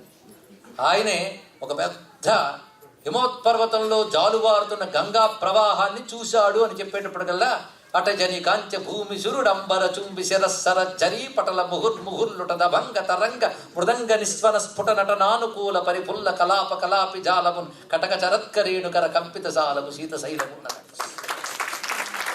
అక్కడ మామూలు ఇసకొట్టను వర్ణిస్తున్నాడు, హిమోత్పర్వతాన్ని వర్ణిస్తున్నాడు. కనుక పద్యం కూడా హిమోత్పర్వతం అంత పెరిగింది. అలా భావానికి అనుగుణంగా కవిత్వం చెప్పి దానికి తగ్గ పదం పెట్టాలి అంటే ఈ తల్లి అనుగ్రహం ఉంటేనే అలాంటి పలుకులు వస్తాయి, సంగీతాలు వస్తాయి. కనుక ఆ తల్లి సంగీత సాహిత్యాల రూపాలతో, వ్యాఖ్యాన రూపంతో, బోధ రూపంతో, ప్రతిభా రూపంతో, విజ్ఞాన రూపంతో, అపర విద్యల రూపంతో ప్రకాశించేది ఆ తల్లి. అందుకు బ్రహ్మదేవుడికి స్ఫురణకు రాలేదు, ఏం చెప్పాలో తోచట్లేదు. అప్పుడు ఏం చెమట్లు పట్టే, లేకపోతే గురువుగారు అని చెప్పి అంత ఘన శిష్యులు వచ్చి కూర్చుంటే చెప్పలేకపోతే సభలో అవమానం కట్టండి. ఇక్కడ బ్రహ్మ సభలో అవమానం. అప్పుడు నారాయణుడు వచ్చాడు సభలోకి, అబద్బాంధవుడు, నవ్వుతున్నట్ట. బాబు కొంచెం కడ తీర్చవ, ఏ కష్టాన్ని ఉన్నాడు ఆయన. అప్పుడు ఒక్కసారి శారదాదేవిని ధ్యానించన్నాడు. ఇక్కడ ఏదో మావిడి కదా అని మర్చిపోయాము. ఆవిడ అనుగ్రహించింది. భార్య అంటే అర్థం ఆవిడ అనుగ్రహిస్తే పనిచేసింది ఆ శక్తి. అప్పుడు తలంచుకున్నాడు తల్లిని. ఒక్కసారి తెలియదు వచ్చింది ఇక్కడ. అలాగా మహర్షులందరికీ ఆ తల్లి జ్ఞానాన్ని ఇచ్చింది. ఒకసారి భూదేవి వెళ్ళి అనంతుడు ఆదిశేషు వద్దకు వెళ్ళింది. ఆదిశేషు మేధావండి, మేధావుల్లో ఆదిశేషు ఒకడు. అందుకే ఆయన అంశ అయిన పతంజలి గొప్ప వ్యాకరణ శాస్త్రవేత్త. 1000 పడకలు కదా ఆదిశేషుడికి, అంటే 1000 తలకాయలు కాదు, 1000 తలకాయల జ్ఞానం ఉంది మహానుభావుడికి. ఇక్కడ ఆయన దగ్గరికి భూదేవి వెళ్ళి నాకు జ్ఞానోపదేశం చేయమని అడిగింది. బ్రహ్మ విద్య నేర్చుకోవాలనుకుంటూ వెళ్ళిందిట. ఆయన కూడా 1000 పడకలతో గర్వించాడు, రాలే. అప్పుడు మళ్ళీ సరస్వతీదేవిని ధ్యానిస్తే ఆయన పలికింది. కనుక దేవతలైనా సరే అమ్మ అనుగ్రహంతోనే చెప్పగలరు. ఆ తల్లి అనుగ్రహం లేకపోతే ఎవ్వడి నోట ఏ పలుకు రాదు. ఇది తెలుసుకో. అందుకే రావణుడు కుంభకర్ణుడు తపస్సు చేశారు. ఆ తపస్సు చేస్తూ ఉంటే బ్రహ్మదేవుడు వచ్చాడు. ముందు రావణుడికి వరాలు గ్రాంటెడ్. ఇంకా కుంభకర్ణుడు దగ్గరికెళ్తుంటే దేవతలు భయం పెట్టుకుంది. ఎందుకంటే వాడు ఫిగరే భయంకరం. ఎందుకంటే వాడు భూమి మీద ఉండంటే వాడికంటూ ఇల్లు కట్టాలి, అంత ఉంటాడు. ఈ రావణుడు కోరికలే కుంభకర్ణుడు కోరుకుంటే క్షణంలో అందరిని నాశనం చేసేస్తాడు. బ్రహ్మగారు అప్పుడు బయలుదేరిపోయారు ఇచ్చడానికి. ఆ క్షణంలో ఏం చేయాలని దేవతలు ఆలోచించి సరస్వతిదేవిని ప్రార్థించారు. ఆవిడ వెళ్ళి కుంభకర్ణుడు బుద్ధి మీద కూర్చుందిటండి. ఇక్కడ వెంటనే బ్రహ్మ నీకేం కావాలని అడిగాడు. మంచి నిద్ర కావాలన్నాడు. బుద్ధి మార్చేసింది అతను. అప్పుడు రావణుడు వచ్చి మధుమలాడు, మధ్యలోకి లేపవయ్యా, పూర్తిగా నిద్రకు చచ్చిపోతాడు, తినడానికి మధ్యలో లేస్తూ ఉండాలి అంటే తల్లి బుద్ధిని మారుస్తుంది. ఇక్కడ ఇది గ్రహించవలసిన గొప్ప అంశం ఇక్కడ. అందుకే తల్లి తలంచుకుంటే దుర్బుద్ధుల్ని నిగ్రహించగలదు, సద్బుద్ధుల్ని ప్రేరేపించగలదు. అది శారదాదేవి యొక్క అనుగ్రహం. అంతేకాదు యాజ్ఞవల్క్యుడు అనేటువంటి ఒక మహర్షి గురువు యొక్క శాపానికి గురయ్యి అంతవరకు నేర్చుకున్న వేద విద్యంతా మర్చిపోయాడు. ఎందుకంటే జ్ఞానమే ప్రధానంగా జీవించే వాళ్ళు ఆనాటి ఋషులు. ఇప్పుడు విద్యలు జ్ఞానం కోసం కాదు, దేనికోసమే నేను చెప్పక్కర్లేదు. అప్పుడు విద్య నేర్చుకోవడం జ్ఞానం కోసమే. దరిద్రంగా నేను జీవించాలి కానీ జ్ఞానం పొందాలని నేర్చుకునేవారిని. విద్యల యొక్క పరమావధి పొందాలని విద్యను నేర్చుకునేవారు. అలాంటి మంచి కాలం పోయి చాలా కాలం అయింది. అలాంటి మహర్షులు, అలాంటిది జ్ఞానమే ప్రధానంగా జీవిస్తున్న ఋషికి నువ్వు సంపాదించిన జ్ఞానం అంతా మర్చిపోతావంటే అంత బాధాకరమండి. పైగా గురువు కోపగించుకుంటే దేవుడు కూడా రక్షించలేడు. తాను వెంటనే ఏడ్చాడు. ఏది చేత కాకపోతే అదేనే చేతనమాట. ఆ ఏడుపు ఏం చేశాడంటే సూర్య భగవాన్ని చూసి ఏడుస్తున్నాడు. ఇది స్తోత్రంతో మంత్రంతో స్తోత్రం చేద్దామన్నా జ్ఞానం లేదు. ఇప్పుడు ఏడుస్తున్నాడే. ఆ ఏడుస్తూ ఉంటే సూర్యమండలంలో ఉన్న పరాశక్తి అనుగ్రహించింది. అప్పుడు సూర్య భగవానుడు కనబడి సరస్వతి మంత్రాన్ని ఉపదేశించి ఆ తల్లిని ప్రార్థించినాడు. ఇక్కడ అప్పుడు యాజ్ఞవల్క్యుడు సరస్వతిదేవిని ఉపాసిస్తే యాజ్ఞవల్క్యకృత సరస్వతి స్తుతి అని దేవి భాగవతంలో చాలా అత్యద్భుతమైనది ఉంది. మీరు తర్వాత గ్రహించవచ్చు. ఆ స్తోత్రానికి సంతోషించే సరస్వతిదేవి ప్రత్యక్షమై అది సూర్య భగవానుడు అనుగ్రహం వల్ల ఆ స్తోత్రం చేయగలిగాడు. అప్పుడు సరస్వతీదేవి సూర్యమండలంలోంచి వెలికి వచ్చి, ఎందుకంటే ప్రాతకాలంలో గాయత్రిగా, మధ్యాహ్న కాలంలో సావిత్రిగా, సాయంకాలంలో సరస్వతిగా ప్రకాశిస్తూ మన బుద్ధుల్ని ప్రేరేపించే శక్తి పేరు సరస్వతి. గాయత్రి సరస్వతి ఒక్కటే, ఇది తెలుసుకోవాలి. ప్రాణశక్తి సరస్వతి, ప్రాణశక్తి సరస్వతి అన్నారు. ఇక్కడ ఒక 10 నిమిషాలు పర్వాలేదా అండి? అర్చక స్వామివారు అంటే ఇది కంప్లీట్ చేస్తే నాకు రేపటికి కను. ప్రాణశక్తి సరస్వతి. ఇక్కడ సరస్వతి గురించి అనేక విషయాలు మనకు చెప్తూ ఉంది వేదమాత. ఎందుకంటే ప్రాణశక్తే సరస్వతి. ఈవిడ దేనిపై కూర్చుంటుందండి చెప్పగలమా? హంసపై. ఒకవేళ మీ దేవుళ్ళకి ఏం పని లేదండి, జంతువుల మీద కూర్చుంటారన్నాడు. ఆ జంతువుకి అర్థం కాలేదు విషయం, మనం చెప్పాలి. అక్కడ హంసపై ఎందుకు కూర్చుంటాడు? ఇక్కడ హంస అంటే ఏమిటి అర్థం చేసుకోమన్నాడు. హంస అంటే శ్వాస. ఈ యోగశాస్త్రం తెలిసిన వాళ్ళకి తెలుసండి. ఒక మానవుడి హంసలు, హంస ఏం చెప్పారండి పెద్దవాళ్ళు? యోగశాస్త్రంలోకి వెళ్ళాలి. అందుకే భారతీయ దేవతా విజ్ఞానంలో యోగశాస్త్రం, మంత్రశాస్త్రం, యజ్ఞశాస్త్రం, విశ్వవిజ్ఞాన శాస్త్రం దాగి ఉంటాయి. ఇన్ని దాగి ఉంటాయి ఇక్కడ. హంసలు అంటే శ్వాసలు అని అర్థం. ఎందుకంటే ఉచ్ఛ్వాస హకారం, నిశ్వాస సకారం. అందులో హకారం పురుష రూపం, సకారం స్త్రీ రూపం. బహుశా ఈశీలకు కూడా అదే కారణమేమో ఆలోచించారు. అంతే కదా. ఒక ఆయన పెద్దగా చెప్పాడు, మగాళ్ళు కానీ కట్టెలు కొట్టు ఇస్తే వాళ్ళు హుకారం హుమ్ హుమ్ అని పలుకుతుందిట. స్త్రీలు కానీ బట్టలు ఉతుకుతూ సకారం పలుకుతుంది సుస్ అని. ఏమిటో అంటే వాడి శ్వాసంలో శక్తి. పెద్దవాళ్ళు చెప్పాడు అంశం. కానీ ప్రతి వాళ్ళలో ఉచ్ఛ్వాస నిశ్వాసాలు హకార సకారాలు ఉంటూ ఉంటాయి. ఇక్కడ ఆ రెండు కలిస్తేనే హంస అన్నారు. ఇక్కడ సూర్యోదయం నుంచి మళ్ళీ సూర్యోదయం వరకు సామాన్య ఆరోగ్యవంతుడు తీసే శ్వాసలు 21,600. ఆ లెక్కను కూడా చెప్పగలిగిన భారతీయ యోగ శాస్త్రానికి నమస్కారం. ఇది హంస. ప్రాణము సరస్వతి అన్నారు. ప్రాణం ఉంటే కానీ పలుకులేదు. మన గొంతు దగ్గర కానీ ఇది అట్టుకుంటే ఒక్క మాట రాదు బయటికి. అంటే ప్రాణం సంచరించే మార్గం నుంచి శబ్దం సంచరిస్తుంది. అది శ్వాసకి శబ్దానికి లింక్ ఉంది కనుకనే మంత్రం ద్వారా ప్రాణశక్తి ఉపాసన జరిగి మోక్షానికి హేతు అవుతుంది. రహస్యం అండి. ఇవన్నీ లోతుగా ఆలోచిస్తే తెలిసి పైపోయిన ఏమండి నామంతా అయిపోతుందా, మంత్రంతో అవుతుందా అంటే నీకు కాదు, తెలిసి చేసేవాడికి అవుతుంది. ఇక్కడ అన్ని రహస్యాలు ఉన్నాయండి. నేను ఇక్కడ సూచనలుగా ఇస్తున్నాను. మళ్ళీ ఒక్కొక్కటి తెలుసుకోవాలంటే ఒక్కొక్క ఉపన్యాసం కావాలి. మళ్ళీ ఇక్కడ మొత్తానికి శ్వాస కదలాలి, ప్రాణం కదలాలంటే శ్వాస ఆధారం కావాలి కదా. ప్రాణశక్తి శబ్దశక్తి కదా. కనుక శబ్దశక్తి శ్వాస మీద నడుస్తుందా లేదా, అదే సరస్వతి హంస మీద విహరిస్తుందంటే ఇది అర్థం. అంటే ఇక్కడ ధిక్కరించవలసింది అంతే కదా. మనకు మాట చెప్పారు, హంస పాలు నీరు వేరు చేస్తుంది. ఇలా అని చెప్పి కల్తీ పాలన్నీ హంస దగ్గర పెట్టి వేరు చెయ్యమ్మా అనద్దు. అదేం చేస్తుందంటే పాలు తీసేసి నీళ్ళు వదిలేస్తుంది. అది విషయం అని అంటారు. నిజమా లేదా నేను ఇప్పుడు చూడలేదు. అంటే సృష్టిలో రెండు కలిసే ఉంటాయి, మంచి చెడు. నువ్వు వివేకంతో మంచిని మాత్రమే గ్రహించి చెడుని విడిచిపెట్టు. దీని విచక్షణ అంటారు. విచక్షణ మీదే విద్య ఆధారపడుతుంది. హంస మీదే సరస్వతీదేవి ఉంది ఇక్కడ. అది చెప్పడం దీనిలో ఉన్నంత అర్థం. కనుక ఇప్పుడు తెలిసిందా, హంస అంటే శ్వాసలు, శ్వాసల మీద సంచరించే ప్రాణశక్తి శబ్దశక్తి హంసవాహిని అని సరస్వతి. ఇలా ప్రతి దేవతా రూపానికి ఆ దేవతా వాహనానికి అర్థం చెప్పచ్చండి. కానీ ప్రస్తుతం అది అప్రస్తుతం కనుక ఇక్కడ ఆపేస్తున్నాం. ఇది సరస్వతీదేవి యొక్క రూపం. ఆమె ఎందుకు వీణ పట్టుకుంది, ఆమె ఎందుకు హంస మీద ఉంది. ఆ తల్లి ఆ రూపంతో యాజ్ఞవల్క్యుని అనుగ్రహించింది.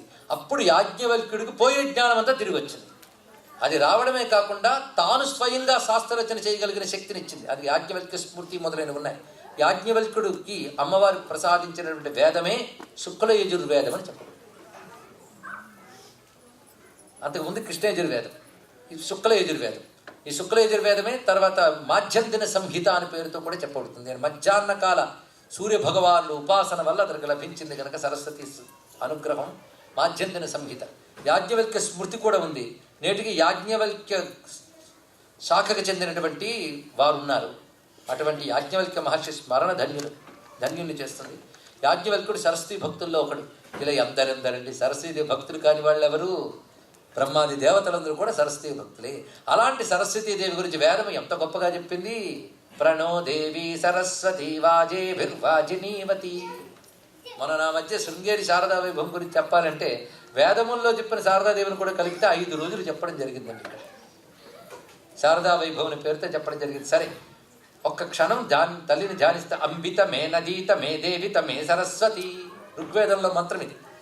అంబితమే, తమే అంటే సూపర్లేటివ్ డిగ్రీ, బెస్ట్ అన్నట్టుగా. అంబితమే, అమ్మలలో అతి గొప్పదానము నువ్వు.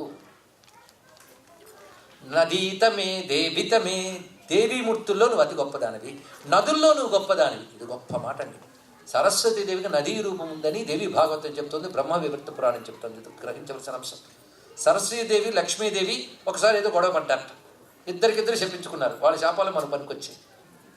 మన శాపాలు మన కోపాలు మనకు కూడా ప్రాణాంతకం. వాళ్ళు ఏం చేసినా లోకానికి కళ్యాణం. అందుకే వాటిని లీలలు అంటారు, మన వాటిని కర్మలు అంటారు. వాళ్ళిద్దరు గొడవల గురించి మన చర్చ అనవసరం. కానీ సరస్వతీదేవి ఒక కళతో నదిగా మారిపోయింది. లక్ష్మీదేవి కూడా నదిగా మారింది. ఆవిడ పద్మా నది. ఆవిడ 2 రూపాలు ధరించింది లక్ష్మీదేవి. పద్మా నది, తులసి మొక్క, 2 రూపాలు ఆవిడకి వచ్చింది. తులసి కలియుగం ప్రారంభమైనటువంటి 10,000 సంవత్సరాల వరకు ఉంటుంది. తర్వాత ఉండదండి, తెలుసుకోండి. కలి ముదురుతున్న కొద్దీ తులసి ఇంకా ఉండదు. ఇంకా తులసి ఉందంటే పర్వాలేదు, తులసి ఉన్న కాలంలో ఉన్నాం. ఆ తర్వాత తులసి లేని కాలంలో పుట్టకూడదని దేవుడు ప్రార్థిద్దాం. తరించే అవకాశాలు పోతాయి తులసి లేకపోతే. సరే, పద్మా నది మాత్రం కలియుగం ప్రవేశించిన కొద్ది రోజులకు పోతుందని చెప్పారు. సరస్వతి నది కూడా ఇప్పటికి అంతరించి 5,800 సంవత్సరాలు అయిందండి. అందుకే వాళ్ళు కొంతకాలం ఉండి వెళ్ళిపోతారని చెప్పారు. అందుకే మన పురాణాల్లో సరస్వతి నది గురించి చాలా వర్ణన ఉంది. వేదాల్లో కూడా భారతీ నది వర్ణన ఉంది. భారతీ నది తీరంలోనే అనేక మంది మహర్షుల తపస్సులు.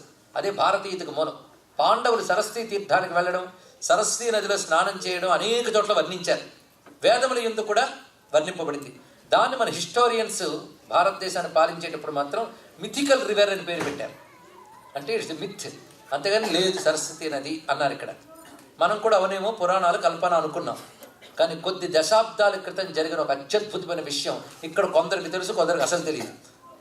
అదేమిటంటే శాటిలైట్స్ పంపినటువంటి ఒకానొక ఫోటో వల్ల బయటపడిన రహస్యం ఏంటంటే భారతదేశంలో హిమత్పర్వతాల్లో పుట్టిన ఒక మహానది సముద్రాన్ని సంగమించుతూ అతి పెద్ద నది, గంగ కంటే పెద్ద నది, గంగ కంటే ప్రాచీన కాలం నుంచి ఉన్న ఒక నది బయటపడింది. అప్పటికి వాళ్ళు చెప్పిన లెక్క, ఆ నది ఎప్పుడు అంతరించిపోయిందంటే 5800 సంవత్సరాల చిల్లర సంవత్సరాల క్రితం అంతరించింది అన్నాడు. సరిగ్గా పురాణంలో దేవి భాగవతంలో బ్రహ్మవిత్త పురాణంలో కూడా అది ఆ సంవత్సరంలో అంతరిస్తుందని అవి చెప్పేది. రెండు చూసారా, సైన్స్ డెవలప్ అవుతుంటే పురాణం లెక్క ఎంత సరిపోయిందో అది. ఇప్పటికీ దాని మీద మీకు రీసెర్చ్ కావాలంటే చాలా జరిగింది. భారతదేశంలో కొంతకాలం క్రితం వాజ్పేయి గారి ప్రభుత్వం వచ్చినప్పుడు ఈ రహస్యాలంటే బయట పెట్టి పేపర్స్, పుస్తకాలు వగేరాలు వచ్చాయి. ఆర్కియాలజీ డిపార్ట్మెంట్ చాలా పరిశోధన చేసింది. దానికి పాశ్చాత్య మేధావులు సహకరించారు. ముఖ్యంగా విదేశాల్లో ఉన్న అనేక మంది హిస్టోరియన్స్, ఆర్కియాలజీకి సంబంధించిన వాళ్ళు, భూగర్భ శాస్త్రవేత్తలు దీన్ని పరిశోధించి పుస్తకాలు రాశారు. కానీ మన దేశంలో భారతీయ సంస్కృతికి జరుగుతున్న దుర్మార్గం మనకు తెలియట్లేదని, తర్వాత ప్రభుత్వాలు మారగానే అది కేవలం ఒక మిత్తు, దాని గురించి ఇంత డబ్బు ఖర్చు పెట్టడం అనవసరమని ఆర్కియాలజీ వాళ్ళు ఫైల్ మూసేస్తారని ఒక వార్త చిన్నది వచ్చింది. ఎవరికీ తెలియదు, పరిశోధించారని తెలియదు, మూసేశారని తెలియదు. అంటే భారతీయుడికి సంబంధించిన ఏ గొప్పతనం బయట పెట్టినా వెంటనే పీక నొక్కేసేటటువంటి వాళ్ళు చాలామంది విదేశీ కుట్రశక్తులు భారతదేశాన్ని చాలా కాలం పాలించారు. ఇది ఆలోచించాలి. ఇది చరిత్ర నేను చెప్తున్నదంతా. దీని మీద పరిశోధన చేసిన వాళ్ళలో కళ్యాణ్ రామన్ అనే కర్ణాటకకు సంబంధించిన ఒక ఆయన ఉన్నారు. ఇంకా మీకు కావాలంటే మైఖేల్ డానినో అని ఆయన ది లాస్ట్ రివర్ అనే పుస్తకం రాశారు, మీరు చదవండి. మొత్తం అందులో చాలా తెలుస్తుంది. పిల్లల చేత కూడా చదివించండి అమ్మ. ఆయన 2 పుస్తకాలు రాశారు, Indian culture and India's future. అప్పుడు మీ పిల్లలకి దేశం మీద, సంస్కృతి మీద గౌరవం ఏర్పడుతుంది. కనీసం ఎలాంటి దేశం నాది, ప్రపంచంలో నాగరికత కళ్ళు విచ్చకముందే నా దేశం యుగాల క్రితమే నాగరికతని, సంస్కృతిని అందించిన భవ్య దేశం అనే గర్వం కలుగుతుంది. అందులో సరస్వతి నది గురించి చాలా విశేషాలు చెప్పారు. ఆ తర్వాత పరిశోధనలో నేటికి కూడా గుజరాత్ ప్రాంతాల్లో కొన్ని చోట్ల ఒక నూతిలో ఒక వస్తువు వేస్తే మరొక నూతిలో తేలుతుంది. అందుకే సరస్వతి అంతర్వాహిని అన్నారు. కలియుగంలో అంతరించిపోయి కొన్ని చోట్ల అంతర్వాహినిగా ఉన్నది.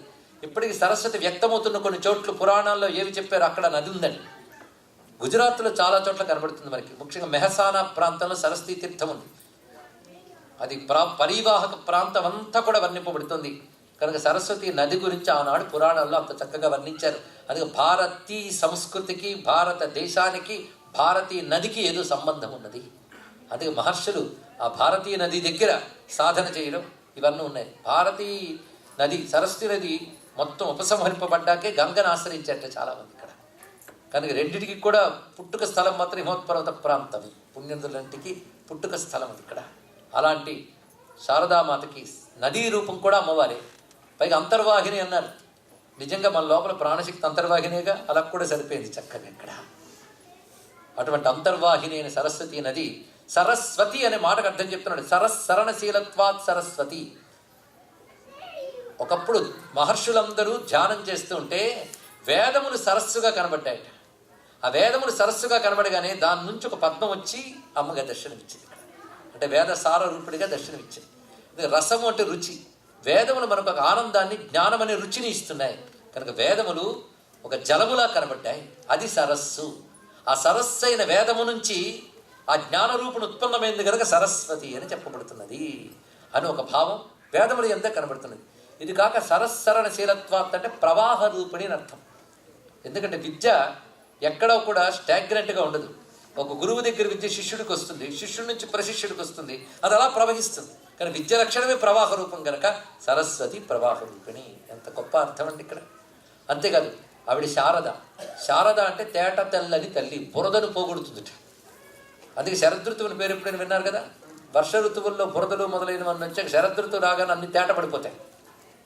అలాగే లోపల ఉన్న అజ్ఞానం అనే బురద పోయి తేట జ్ఞానం రావడమే శారద, తేట తెల్లని తల్లి.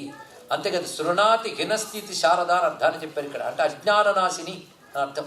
ఆవిడే భారతి. భారతి అనే మాట గొప్ప అర్థం ఉన్నదండి. ఇది మహాభారతంలోనూ దేవి భాగవతంలో రెండిట్లో ఉన్న అంశం ఏమిటంటే యజ్ఞరూపిణి అని అర్థం ఇక్కడ. ఎందుకంటే యజ్ఞము వేద మంత్రములతోనే జరుగుతుంది. అందుకని మంత్రం లేకుండా నెయ్యి పోస్తే మహాపాపం. మంత్రములతో ఉంటుంది. మంత్రం వేదమేగా, వేదం అంటే సరస్వతిగా. కనుక యజ్ఞ ఫలాలు ఇస్తుంది ఆ తల్లి. తార్క్షుడు అనే రాజు తపస్సు చేయగా అమ్మవారు దర్శనమిచ్చి తన గురించి చెప్తుంది. దీన్ని సరస్వతి గీత అంటారు. సరస్వతి తత్వం అందులో ఉంటుంది. అందులో ఆ తల్లి చెప్తుంది, చోదయిత్రీషు నృతానాం చేతంతి సుమతీనాం యజ్ఞం దధే సరస్వతి. ఇది ఋగ్వేదంలో సరస్వతి సూక్తంలో మంత్రం. ఆవిడ సద్బుద్ధుల్ని ప్రేరేపిస్తుంది, మంచి పలుకుల్ని ప్రేరేపిస్తుంది. ఆ తల్లి యజ్ఞముల్ని ధరిస్తున్నది కనుక యజ్ఞ అగ్నికి పేరు భరతుడు. భరతుడు అంటే యజ్ఞాగ్ని. ఇది తెలియాలి. మన దేశానికి భరతవర్షం ఎందుకు వచ్చిందో తెలియాలిగా. యజ్ఞం ఏం చేస్తుందంటే యజ్ఞాగ్ని హవిస్సులను భరించి దేవతలకిచ్చి వాళ్ళని ఆనందింపజేస్తుంది కనుక హవిర్భరణ దేవతా రమణ. అందుకే భరించి రమణత్వాత్, భరత్వ రమణత్వాత్ భరత. అంటే తాను హవిస్సుల్ని భరించి దేవతలను ఆనందింపజేస్తూ వాళ్ళ ద్వారా మనల్ని ఆనందింపజేస్తుంది కనుక పోషించేది ఆనందింపజేసేది గనక భరత అనంత. ఈ భరత శబ్దం ఇద్దరికి ఉందండి. ఒకటి భగవంతుడికి, రెండవది అగ్నికి. అందుకే మన దేశానికి భరతవర్షం ఎందుకు పేరు వచ్చిందంటే యజ్ఞ దేశం కనుక. ఇది చాలామందికి తెలియదు. భరతుడు పాలించడం చేత ఏ భరతుడు? దుష్యంతుడు కొడుక, జడభరతుడా, రాముడు తమ్ముడా? అసలు భరతుడికి మాత్రం భరతుడు అనే పేరు ఎందుకు వచ్చింది? ఇది కూడా ఆలోచించద్దు. శ్రీనివాస్ గారు అంటే మా ఊళ్ళో ఉన్నారంటే అనకూడదు. తిరుమలలో ఉన్నవాడు మొదటివాడు.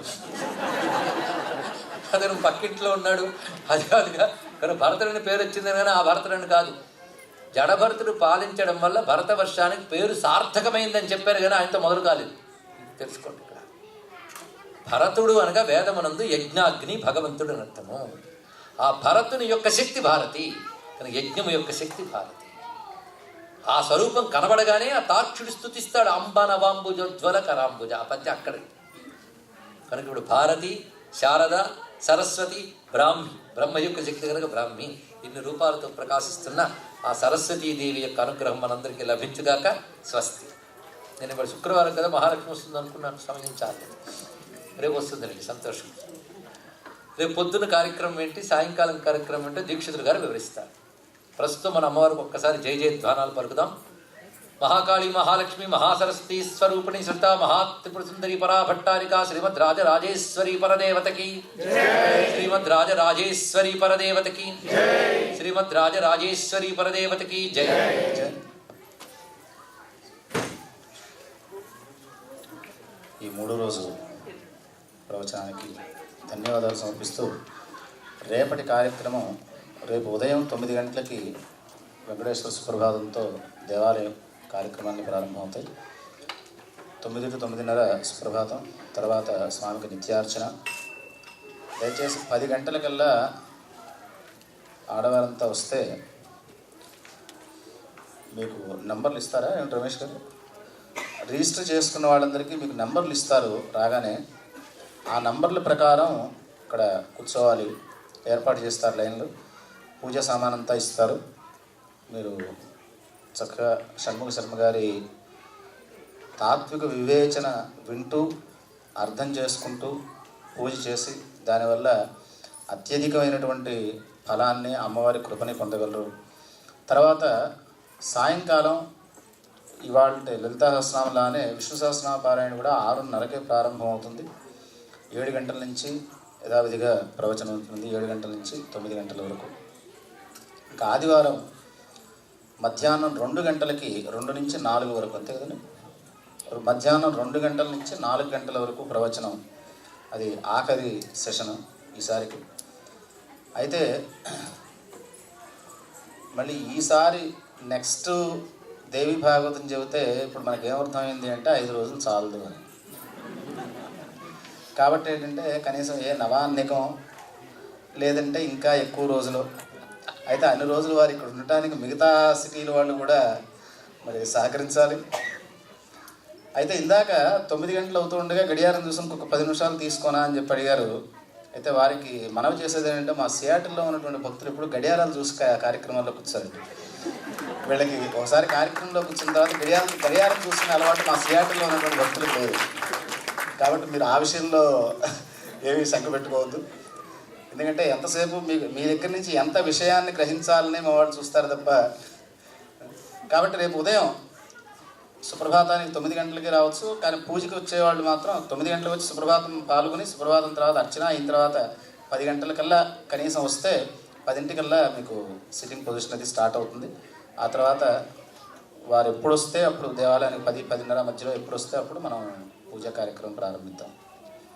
మరొక చిన్న విన్నపం. ఇక్కడికి ఈసారి జయరామ్ గారు చాలా శ్రమ తీసుకుని హైదరాబాద్ నుంచి అనేక ప్రవచనాలు, పుస్తకాలు అంటే సీడీ రూపంలో ఉన్నవి ఇవన్నీ తీసుకొచ్చారు. ఇక్కడికి చాలామంది వినియోగించుకున్నారు. ఇంకా అతి కొద్దిగా ఉన్న వాటి విషయాలు మీరు గ్రహించి వాటిని కూడా వినియోగించగలిగితే చాలా మంచిది. ముఖ్యంగా ఇక్కడ దొరుకుతున్న వాటిలో ప్రస్తుతం ఆదిత్య హృదయంలో ఉన్నటువంటి అనేక రహస్యాలను చెప్తూ ఒక సీడీ ఉన్నది. అలాగే చిదంబర రహస్యం పేరుతో నటరాజ వైభవాన్ని తెలియజేస్తున్నటువంటి విషయం. దేవి మాహాత్మ్యం, దేవి భాగవతం రెండూ ఉన్నాయి. ఇందాక చెప్పాను కదా రెండింటికి భేదం ఏమిటో. అలాగే గజేంద్ర మోక్షం గురించి 3 రోజుల పాటు వివరించినటువంటి ఒక సవ్యాఖ్యాన అంశము కొన్ని రహస్యాలు చెప్తున్నది. అలాగే గణపతి వైభవం, గాణపత్య ధర్మంలో 9 రోజుల పాటు చెప్పిన ప్రవచనం అక్కడ లభ్యమవుతుంది. అలాగే కనకధారా స్తోత్రం, మహాభారతంలో నేటి తరానికి కొన్ని చిన్న కథల్ని వివరిస్తూ చెప్పినది. అలాగే పార్వతీ పరమేశ్వర కళ్యాణ వైభవం 9 రోజులు ప్రవచనం కూడా లభ్యమవుతున్నది. లలితాదేవి చరిత్ర, ఇది లలితా శాస్త్రం కాకుండా మరొకటి లలితోపాఖ్యానం అనే పేరుతో దొరుకుతున్నది. ఇంకొకటి భగవద్గీత, మొత్తం 700 శ్లోకాలకి భాష్యం, 72 గంటల MP3లు ఇక్కడ దొరుకుతూ ఉన్నాయి. 6 సీడీల సెట్. అదేవిధంగా శక్తిపీఠ రహస్యాలు, విష్ణు భక్తుల కథలన్నీ కలబోస్తూ విష్ణు కథామృతం అనే పేరుతో దొరుకుతున్నది. అయోధ్యలో చాలా కాలం క్రితం 9 రోజుల పాటు రోజుకి 2 పూటలు చెప్పున్న రామాయణ నవాహనం చేస్తూ మొత్తం రామాయణం చెప్పడం జరిగింది. అది శ్రీమద్ రామాయణం లభ్యమవుతుంది. అయితే సీతమ్మ కోణంలో చెప్తూ రామాయణాన్ని చెప్పే మరొక ప్రయత్నం కూడా జరిగింది. కొన్ని రహస్యాలు అందరూ దొరుకుతాయి. అది సీతమ్మ కథ. ఇది కాకుండా 18 పర్వాల మహాభారతాన్ని చెప్పిన గ్రంథం ఉన్నది. విష్ణు సహస్రనామాలకి భాష్యంగా విష్ణు సహస్రనామ వైభవం అనబడేటువంటి సీడీ. ఎందుకంటే కొందరు ఈ మధ్య తిరుపతి దేవస్థానం వారి ఛానల్లో అది విని ఆ సీడీ దొరుకుతుందా అని అడిగారు. ఇక్కడ దొరుకుతుంది, అది వినియోగించుకోవచ్చు. మరొకటి బృందావనంలో మొత్తం 21 రోజులు 42 పూటలు వ్యాస భాగవతాన్ని, పోతన భాగవతాన్ని కలుపుతూ చెప్పిన విస్తారమైన భాగవత ప్రవచనాలు 8 సీడీల సెట్ ఒకటి లభిస్తోంది. ఇక్కడ బృందావనంలో చెప్పినది విశేషంగా అక్కడ ఉన్నటువంటి కృష్ణానుభవం కూడా అందులో లభింపజేస్తూ అది తెప్పించిన చాలా గొప్ప పని చేశారు. కొద్ది కాపీలు ఉన్నాయి, వాటిని వినియోగించవచ్చు. విష్ణు పురాణం వేరేగా ఉన్నది. ఇది కాకుండా వెంకటేశ్వర తత్వము, లీల అంటే సాధారణంగా చెప్పుకునే ఆకాశరాజు, పద్మావతి కథ కాకుండా 12 పురాణాల్లోనూ మంత్రశాస్త్రాల్లోనూ చెప్పిన వెంకటేశ్వరునికి సంబంధించిన కొన్ని రహస్య విషయాలు చెప్పిన ప్రవచనం ఇక్కడ దొరుకుతున్నది. అలాగే శివుడిపై, అమ్మవారిపై ఒక 1000 కీర్తనలు రచించడం జరిగినది అమ్మవారి అనుగ్రహం చేత. అది భాష్యం రాస్తూ ఒక 111 కీర్తనలకు భాష్యంతో పుస్తకం తీసుకొచ్చాను, శివపదం అని పేరు. అది చదివితే అనేక రకాల రుద్రమంత్రాలకి వేదంలో చెప్పిన శివతత్వం భాష్యం కూడా అందులో ఉంటుంది. అది మీరు చదువుకుని ఆనందించవచ్చు. అలాగే దాన్ని కీర్తనలుగా ఆలపించారు బాలకృష్ణ ప్రసాద్ గారు, బాలసుబ్రహ్మణ్యం గారు, మల్లాది ప్రదేశ్ మొదలైన వారు. అది 9 కలిపి ఒక సెట్గా దొరుకుతుంది. విడివిడిగా కొంటే ఎక్కువ ఖరీదే, కానీ 9 కలిపి కొంటే అది దాని తక్కువ డిస్కౌంట్ ఇక్కడ అందిస్తున్నారు ఋషిపీఠం వారు. ఇక పుస్తకాలు చాలా వీరు తెప్పించారు ఇక్కడ. వాటిలో శివార్చన మొదలైనవి ఉన్నాయి. ఇది కాకుండా ఈ మధ్య ఇంతవరకు మనం వింటూ ఉంటే మన సంస్కృతికి ఎన్ని అన్యాయాలు జరిగాయి, చరిత్రలో కొన్ని అన్యాయాలు జరిగాయి, మనల్ని మర్చిపోతున్నామని బాధ కలిగింది కదా. అలాంటి బాధతో పరిశోధన చేసి ఒక మహానుభావుడు పాశ్చాత్య, ఆధునిక, ప్రాచీన విద్యలను అధ్యయనం చేసి నేటి తరానికి గాను ఇండియన్స్ వ్యూస్ కొన్ని చక్కటి వ్యాసాలుగా రచించాడు. అది ఇంటర్నేషనల్ స్టాండర్డ్ కలిగిన తెలుగు గ్రంథం ఇల్లలికిన ఈగ. ఋషిపీఠంలో ఇలాంటి పుస్తకం అంటే చదివితే తెలుస్తుంది, చాలా విలువైన పుస్తకం అది. ఇక్కడ అది కూడా కొన్ని కాపీలు ఇక్కడ తెప్పించారు. అలాగే శివపదం పుస్తకం కూడా పారాయణ యోగ్యమైనటువంటి అనేక మంత్ర రహస్యాలు ఇవన్నీ ఉన్నాయి. కీర్తనలు కూడా ఉన్నాయి. కీర్తనలు సీడీలుగా వినవచ్చు, ఇది పుస్తకాలు చదవచ్చు. అయితే ఋషిపీఠ పత్రిక, ఈ పత్రిక మొత్తం ఇప్పటికి 18 ఏళ్ళే ప్రతి నెల నిరాఘాటంగా వస్తూ ఉన్నది. ఇక్కడ భారతీయ సంస్కృతి, ప్రాచీన విద్యల గొప్పతనాన్ని నేటి తరానికి చెప్పడం కోసం తీసుకొస్తున్నాం. ఈ మధ్య భారత ప్రభుత్వం వారు దాని బైలింగ్యువల్ మ్యాగజైన్గా అనుమతినిచ్చారు కనుక ఇంగ్లీష్, తెలుగు 2 కలిపి వస్తుంది ఇప్పుడు. దీన్ని మీరు హార్డ్ కాపీగా సబ్స్క్రిప్షన్ కట్టవచ్చు, సాఫ్ట్ కాపీగా తీసుకోవచ్చు. అదేవిధంగా ఈమెయిల్లో ఒక న్యూస్ లెటర్ లాంటిది ఆర్షవాణి అనే పేరుతో అమెరికాలోనే కొందరు యువకులు తయారు చేసి పంపిస్తున్నారు. వాళ్ళు ప్రవచనాల్లోనూ, మన ఇండియాలో జరుగుతున్న ఈవెంట్స్ వీటన్నిటిని కూడా ఇంగ్లీష్లో చక్కటి ఫోటోలతో ఈమెయిల్లో మీకు 4 పేజీల కలర్ఫుల్ మ్యాగజైన్ అనుకోవచ్చు, న్యూస్ లెటర్ అనొచ్చు. అది ఫ్రీగా మీకు అది లభిస్తుంది. ఆ ఈమెయిల్ కనెక్షన్ ఏమిటి అనేదంతా కూడా జయరామ్ గారికి తెలుసు కనుక ఋషిపీఠానికి మీరు అందరూ కూడా చందాదారులుగా చేరవచ్చు. ఋషిపీఠం ప్రోడక్ట్స్ ఇవి. ఇంకా మీకు తెలియాలంటే Rishipeetham .org, Rishipeetham .com, samaveda.org అనే వెబ్సైట్లు చూడవచ్చు. ఇవి నేను చెప్పడానికి కారణం ఏంటంటే ఋషిపీఠం నాది కాదు కనుక, అది మన అందరిది కనుక. ఋషిపీఠం ఒక ధార్మిక సేవా సంస్థ, అది డొనేషన్స్ వగేరాలు ఎవరిని అడగదు. మీరు కొనగా వచ్చిన డబ్బులో ప్రతి పైసా చారిటబుల్ ట్రస్ట్కి చేరి దాని ద్వారా ధార్మిక సేవా కార్యక్రమాలన్నీ చేస్తూ ఉంటుంది ఋషిపీఠం. అది వేద విద్యకి, పేద విద్యార్థులకు ఆర్థిక సహాయం, ఇందులో చదువుకున్న ప్రతిభావంతులైతే పేద విద్యార్థులందరికీ కూడా ఆర్థిక సహాయం చేయడం ఒకటి, విశేషించి వేద విద్యార్థులకి. అలాగే ఆయుర్వేద వైద్య శిబిరాలు నిర్వహించడం, భారతదేశంలో అనేక విద్యల్లో ప్రవీణులైన వారికి ప్రతిభా పురస్కారాలతో సత్కరించడం, గోసేవ, గోశాల నిర్వహణ ఇలాంటివి చేస్తున్నది. మీకు కొనగా వచ్చిన డబ్బు వాటికి వినియోగింపబడుతుంది కనుక మిగిలిన కొద్ది కూడా మీరు ఇక్కడ పొందవచ్చు. ఇంకా మీకు కావాలి అంటే ఋషిపీఠం ద్వారా తెలుసుకోవచ్చు. ఋషిపీఠానికి ఇక్కడ ఒక అనుసంధానకర్తగా మా ఆత్మీయ మిత్రుడు జయరామ్ గారు ఉన్నారు, వారి ద్వారా విషయాలు తెలుసుకోవచ్చు. ఆలయం వారు వేరే విధంగా భావించకండి, మనందరి పని ధర్మ నిర్వహణ కనుక చెప్పడం జరుగుతుంది. శ్రీ వెంకటేశాయ నమః. స్వస్తి.